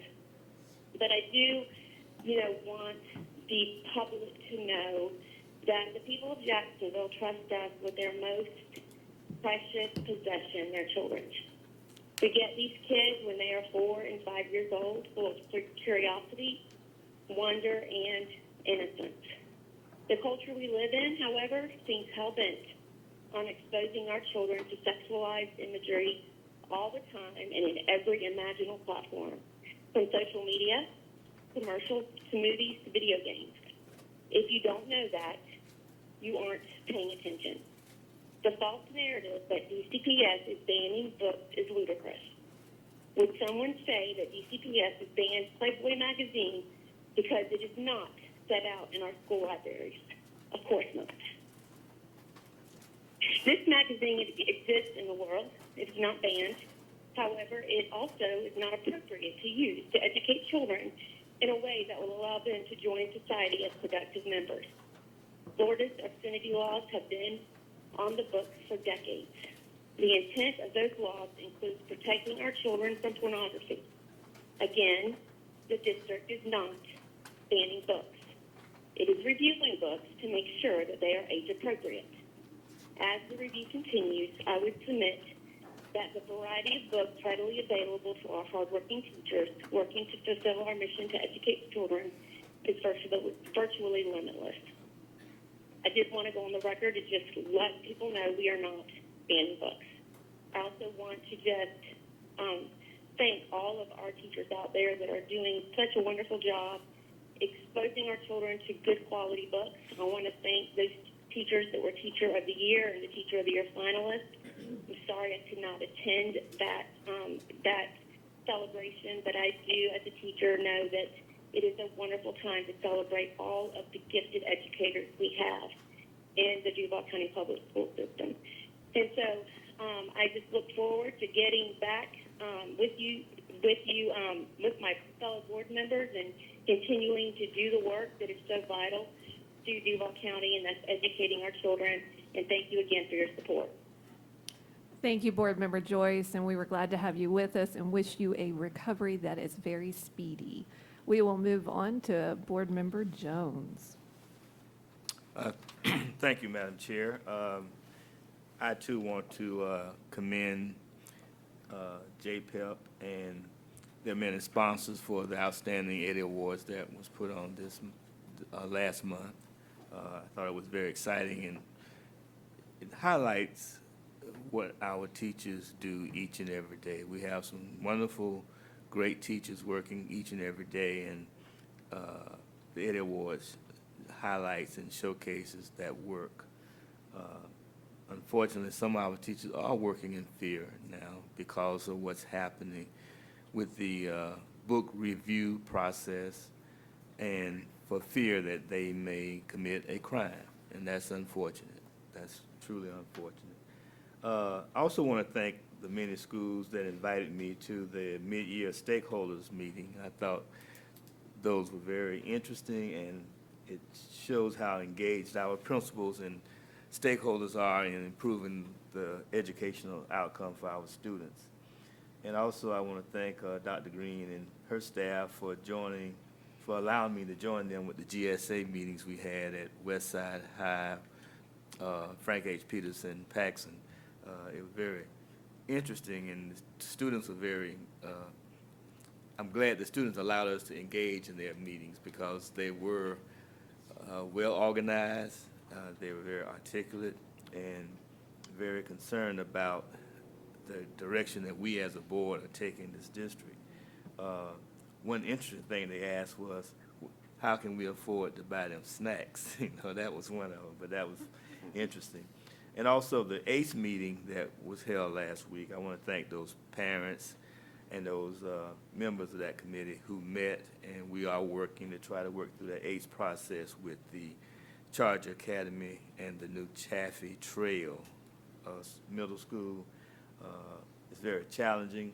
Mr. Soares and others were there, and hopefully we'll work through and come up with a plan that the community can appreciate and buy into.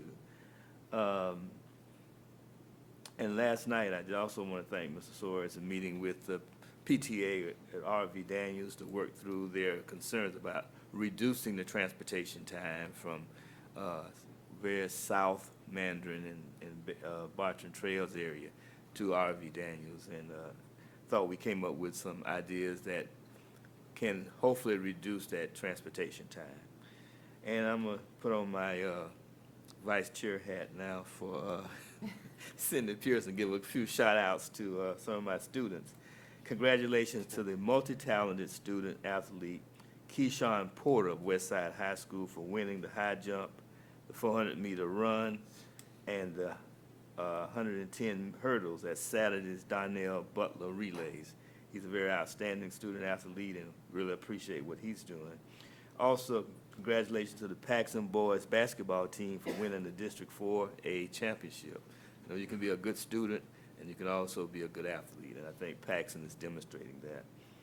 And the Paxson Concert Choir and the Paxson Women's Chorus on being awarded straight superior ratings at the Florida Virtual Association District 4 Music Performance Assessment this past Friday. We have some outstanding teachers, and students are doing a great job in many areas of our district. And finally, let me find it. I want to thank Mrs. K, art teacher at Paxson, for inviting me to the Paxson 2023 IB Art Exhibition exhibit that was held today. Those students were very expressive, and it gave them opportunity to express some of the issues that they face as a student in this century. So I just want to thank Ms. Kay for inviting me. And I did take a lot of pictures of the exhibits. Thank you. Thank you. She's an incredible talent, quite a treasure in our district in and of herself. So moving on to Board Member Carney. So last month I got to enjoy my first Eddie Awards celebration, and what a night. It was really, really amazing to see everyone dressed up and ready to celebrate all that our teachers do. Got to sit next to Board Member Jones, which is always a treat, especially with his fancy outfit that he had on. And I have to say, being the wife of a contractor, getting to drive a bulldozer at the construction career days was a highlight for me, and I'm just glad that Board Member Hershey and I survived riding up in that bucket. I did not need to have the bucket shaking when we were 90 feet up in the air, but we're still here. So I'm hopeful that in the future that we can expand on that program. I think it would be great to have all of our high schools enjoying that. For those of you who know me, I am a very big supporter of career and technical education, and I think it's something that every student should have the opportunity to go get their hands on these machines. We also, I got to operate a replica of the Main Street Bridge, which was really cool. So, I mean, there's just so many things that we can be presenting to our students for what they can do for their future. I think it's a great program, and I hope we can expand on it. Also, Fletcher High School had a faculty versus students basketball game last week, and I think a lot of parents had a lot of fun watching that happen, and all the proceeds went to Canines for Warriors, and so congratulate them on all the donations that were received there. And I just want to touch quickly on what Board Member Joyce was saying about age appropriateness. I think it's really important that our constituents and community members and parents understand that our first and foremost priority is that we are providing age-appropriate material to our children. I think that a lot of what's been put out in the media has been misconstrued, and I never campaigned off of banning books, and our district does not ban books. We are simply putting the right books in the right hands for age appropriateness. So I just wanted to chime in on that sentiment that Board Member Joyce had said earlier. And That's it. That's all I have for this month. I'm just glad to know that we have pictures to go down for decades to come of you two on the bucket and also on the bulldozer. So there you go. And we could resurrect the welding one of Board Member Pearson from last year. It was special. I'm going to move over here to my right. I will go ahead and start with Board Member Willie. Awesome. Thank you through the chair. So much to speak about and celebrate. I will say, I know we're talking a lot about the books and age appropriateness, but we're here on purpose. Like, we know why we're in this situation. There's laws that were passed that are not banning books, but we're having to delay access to books of students because of the process that we're in. So I think that it all is a part of it. So we also have to look at how, when we do create policies, how they actually trickle down and affect us locally. And I think that's something to keep our eyes open, even in this session when we're thinking about what's going on in Tallahassee right now. It's important that what they're doing there, we understand how it's going to affect us on a daily basis. A couple of things, so much to celebrate, as I mentioned before. Ms. Mayoshiba was here earlier from Andrew Jackson High School, Teacher of the Year. I've seen her in action. I've seen her in action for years and years now, and it's just awesome to see us be able to celebrate her. And she's such a great teacher, such a great culture center at that school, so just so proud of her. Also had an opportunity this weekend to attend the Lift and Lead Conference, JPEF, along with some partners, the Jaguars, and of course, the Duval County Public Schools, about men of color in the classroom.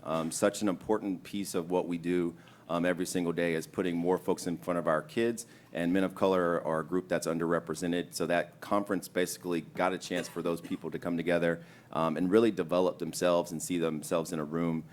Very powerful conference, so excited to be a part of that. Big congratulations to the Ribault boys basketball team. They made it to the Final Four. They did not end up winning the whole thing, but what a run they had. And so proud of them, and their fans went out and supported, so really proud of those guys from Ribault for doing what they did. In addition to that, I want to thank the folks who came out to the Ribault Middle School transition meeting. There's so much happening with the building of new schools. Jean Ribault is going to be a brand new high school, so there's some transition that has to happen with the middle school. So we appreciate parents' patience and understanding, and students' patience and understanding as well as those transitions happen. Last couple of things.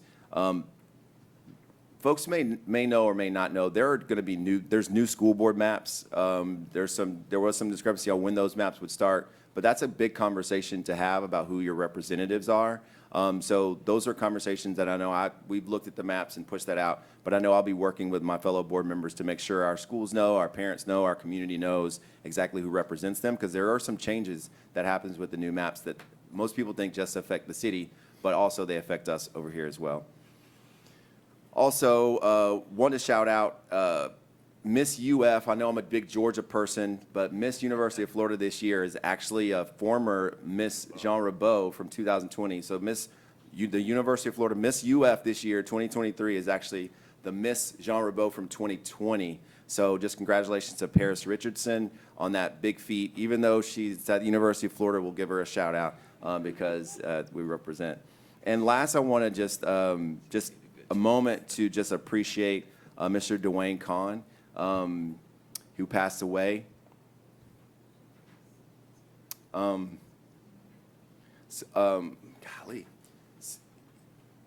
Somebody who, when you think about somebody who cares about our kids, he ended up passing away, I believe, last week. And just to his family, condolences to his family. Anybody who had a chance to interact with him, his energy was just always there, and somebody I always looked forward to getting to interact with because I knew he would fill me up. So I know that Northwestern Legends family and the MLK family is going to miss him dearly. I just wanted to put his name out in the atmosphere. Condolences to him. And last, safe spring break to everyone. Hug somebody. Tell them you love them. Thank you. All right, thank you, and thank you for the kind words on the end there. Board Member Hershey.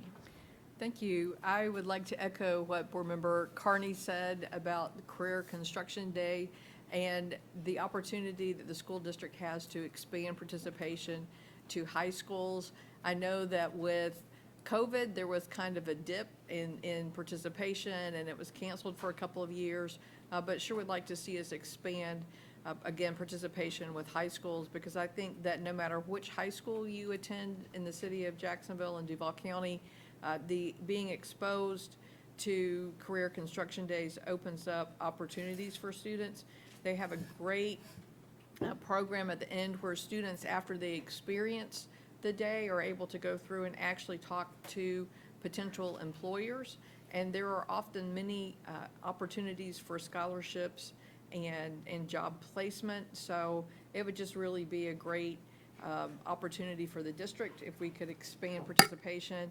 And I know that that does come at some expense for the district when we have to have a substitute teacher in place. But even a small group of students from every school to expand participation, I think would be beneficial to the district. And Board Member Carney, I appreciate you bringing that up. Extravaganza never disappoints, and this year it was spectacular as well. It's a shame that there were a lot of things going on for Duval County on that night in February. I hope next year that the dates do not conflict, because it's a great opportunity for everyone to be able to participate in both. But it was great to be there. Full-service schools are so important. And again, in my world, I would like to see a full-service school in each board member district at a very minimum. And so I'm just putting that out there. They're doing great work at White. But I believe that as our city grows, that every community in our city would benefit from a full-service school, because it not only benefits students at that school, but the community as well, and does a lot of great outreach. Two final things. One is I'm excited that books are being scanned back into classroom libraries, and would encourage you to contact your neighborhood school and volunteer to help make that happen at your school if they need volunteers. I know I'm going to be reaching out to schools in my district to see if there's a need for volunteers to help speed that process up and expedite that so that books do return to classrooms.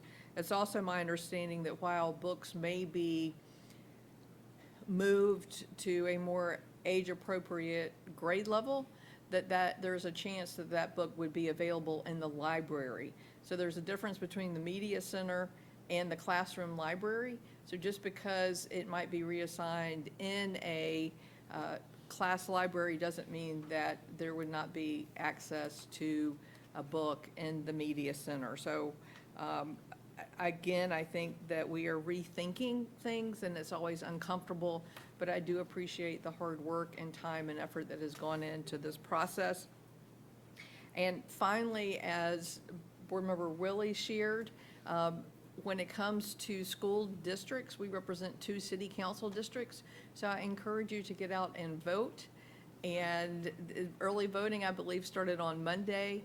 I believe Election Day is March 21st, if I remember correctly. And I just encourage you to engage in the process because as your school board member, we do work with city council members to make things happen. Believe it or not, that partnership is important. All right, thank you. I will move over to Vice Chair Pearson. I have a list. I'll start out by saying congratulations to Dr. Hatcher and the staff at Sandalwood for their AVID program revalidation. I understand that that process is a lot of hard work, and that's an important program to the students who participate in it. So congratulations to them. March is National Athletic Trainers Month. So I wanted to say thank you to the athletic trainers who keep our student athletes on the field, on the court, in the pool, on the track, on the mats, on the lanes, all the sports that we have. And say just personally, as I attend my students' events and try to support my schools, I see a great level of cooperation. It doesn't matter whether it's your student who's down or the other team's student who's down. The trainers are out there working on the students, and I appreciate that. So thank you also to our partners at Jacksonville Sports Medicine Program for helping this program come together and having a trainer in each of our high schools. Congratulations to Cameron Day and Luca Grabeau from Wolfson High School for their appointment and nomination from Congressman Rutherford to the U.S.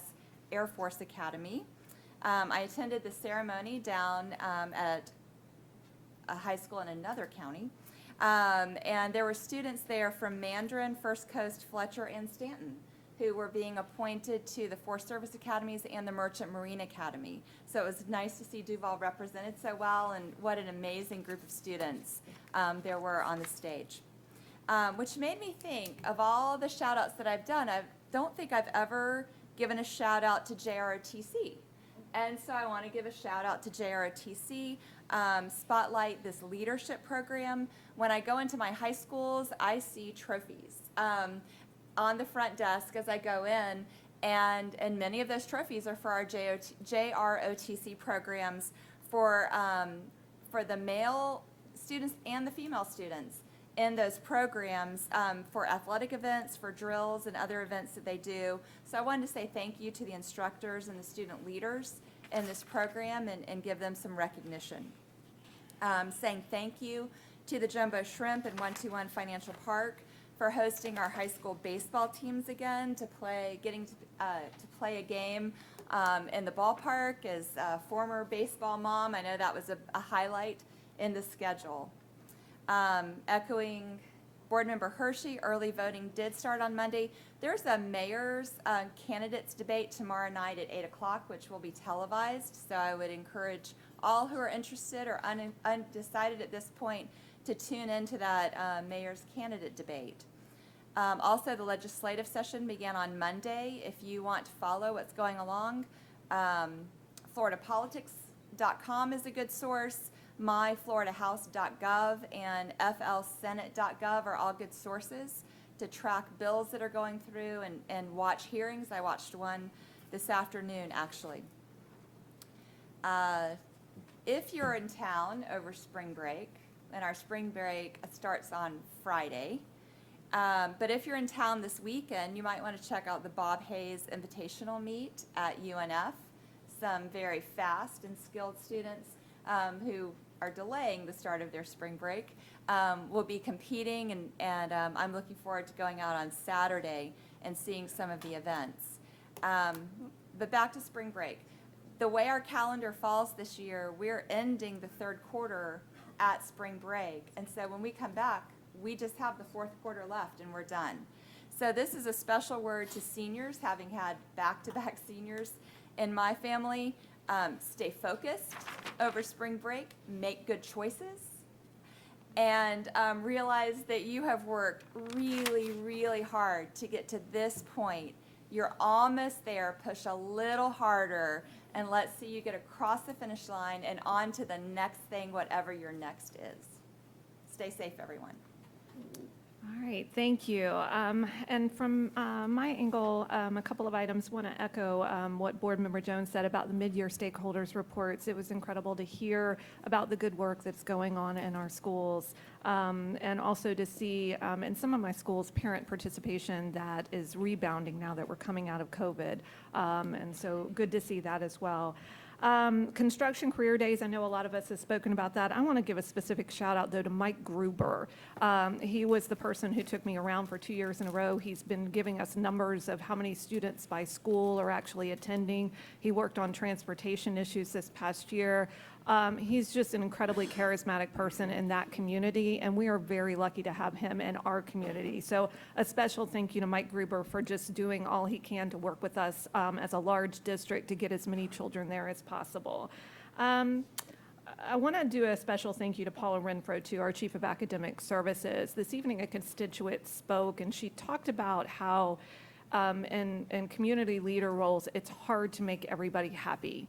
Everybody's got an agenda, and you know, we do our best up here, but we also want to recognize that you all do your best too, that we've got people coming from multiple angles. What we just went through in terms of dealing with the books and the new legislation and new rules from FDOE, we've never dealt with anything like that in Duval County Public Schools, and it was going to be bumpy, but thank you for not hiding. You stood up, you did the video, you've been in schools, everybody knows about it, you've answered the questions. And I just applaud you. And again, I go back to what the constituent said that spoke earlier. We're not going to always make everyone happy, but thank you for being a teacher and a principal at heart and trying to do right by our schools and by our children. I am grateful for your service. I want to also, on that note, as we go to spring break, I was walking a couple of schools recently and came across teachers that I've known for years. I mean, I've been in this district 30 years. And I think people sometimes think we just have teachers in classrooms and principals in schools and they're widgets and they just kind of go do the work. And what they don't realize is these human beings that over the course of working together for 5, 10, 15, 20, 25 years, we become friends. We raise children together. We commiserate together. We lose family members together. And I just ask that as you advocate for what you're advocating for, whatever side of the issue you're on or whatever, please remember there are human beings in our schools and in our classrooms just doing their level best every single day for our children.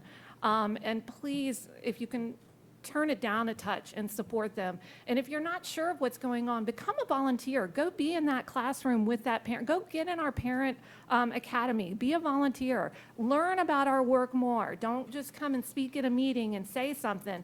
Get in our schools and understand our work. Go volunteer at the beaches or Baldwin or North Side or West Side. I don't care where, but come and be a part of this. We don't pretend that we know that we can do it all on our own. We can't. We need people. And we're not always going to see eye to eye on every single thing, but I bet we'll see eye to eye on an awful lot. And so I just encourage you, don't just speak out. Be a part of this. Get in a classroom. Be on a SAC. Be a business partner and help us in this work. And then finally, speaking of relationships, kind of along the same line of the board member Willie, this past week, a former principal, Jim Williams, he was an icon in Duval County Public Schools. He was put into hospice care. He was a principal at Ribault High School, at Stanton, at Paxson. I had the privilege of serving as his last vice principal before he came down to lead community engagement. And I will say one more time, as an assistant principal, vice principal, we weren't just widgets doing work in schools. We truly cared about one another and we became friends. And I ask that you lift his family at this trying time and you send positive thoughts their way. He was an incredible educator. There are many children who are grown up now who are in a better place as adults because of his work and his leadership in our schools. And so with that, I will close on Dr. Jim Williams this evening. I would accept a motion to adjourn this meeting at this time. Second. I have a motion by Vice Chair Pearson and a second by Board Member Jones. All those in favor signal by saying yay. Yay. Any opposed? All right. With that, we have a unanimous vote and the meeting is now adjourned.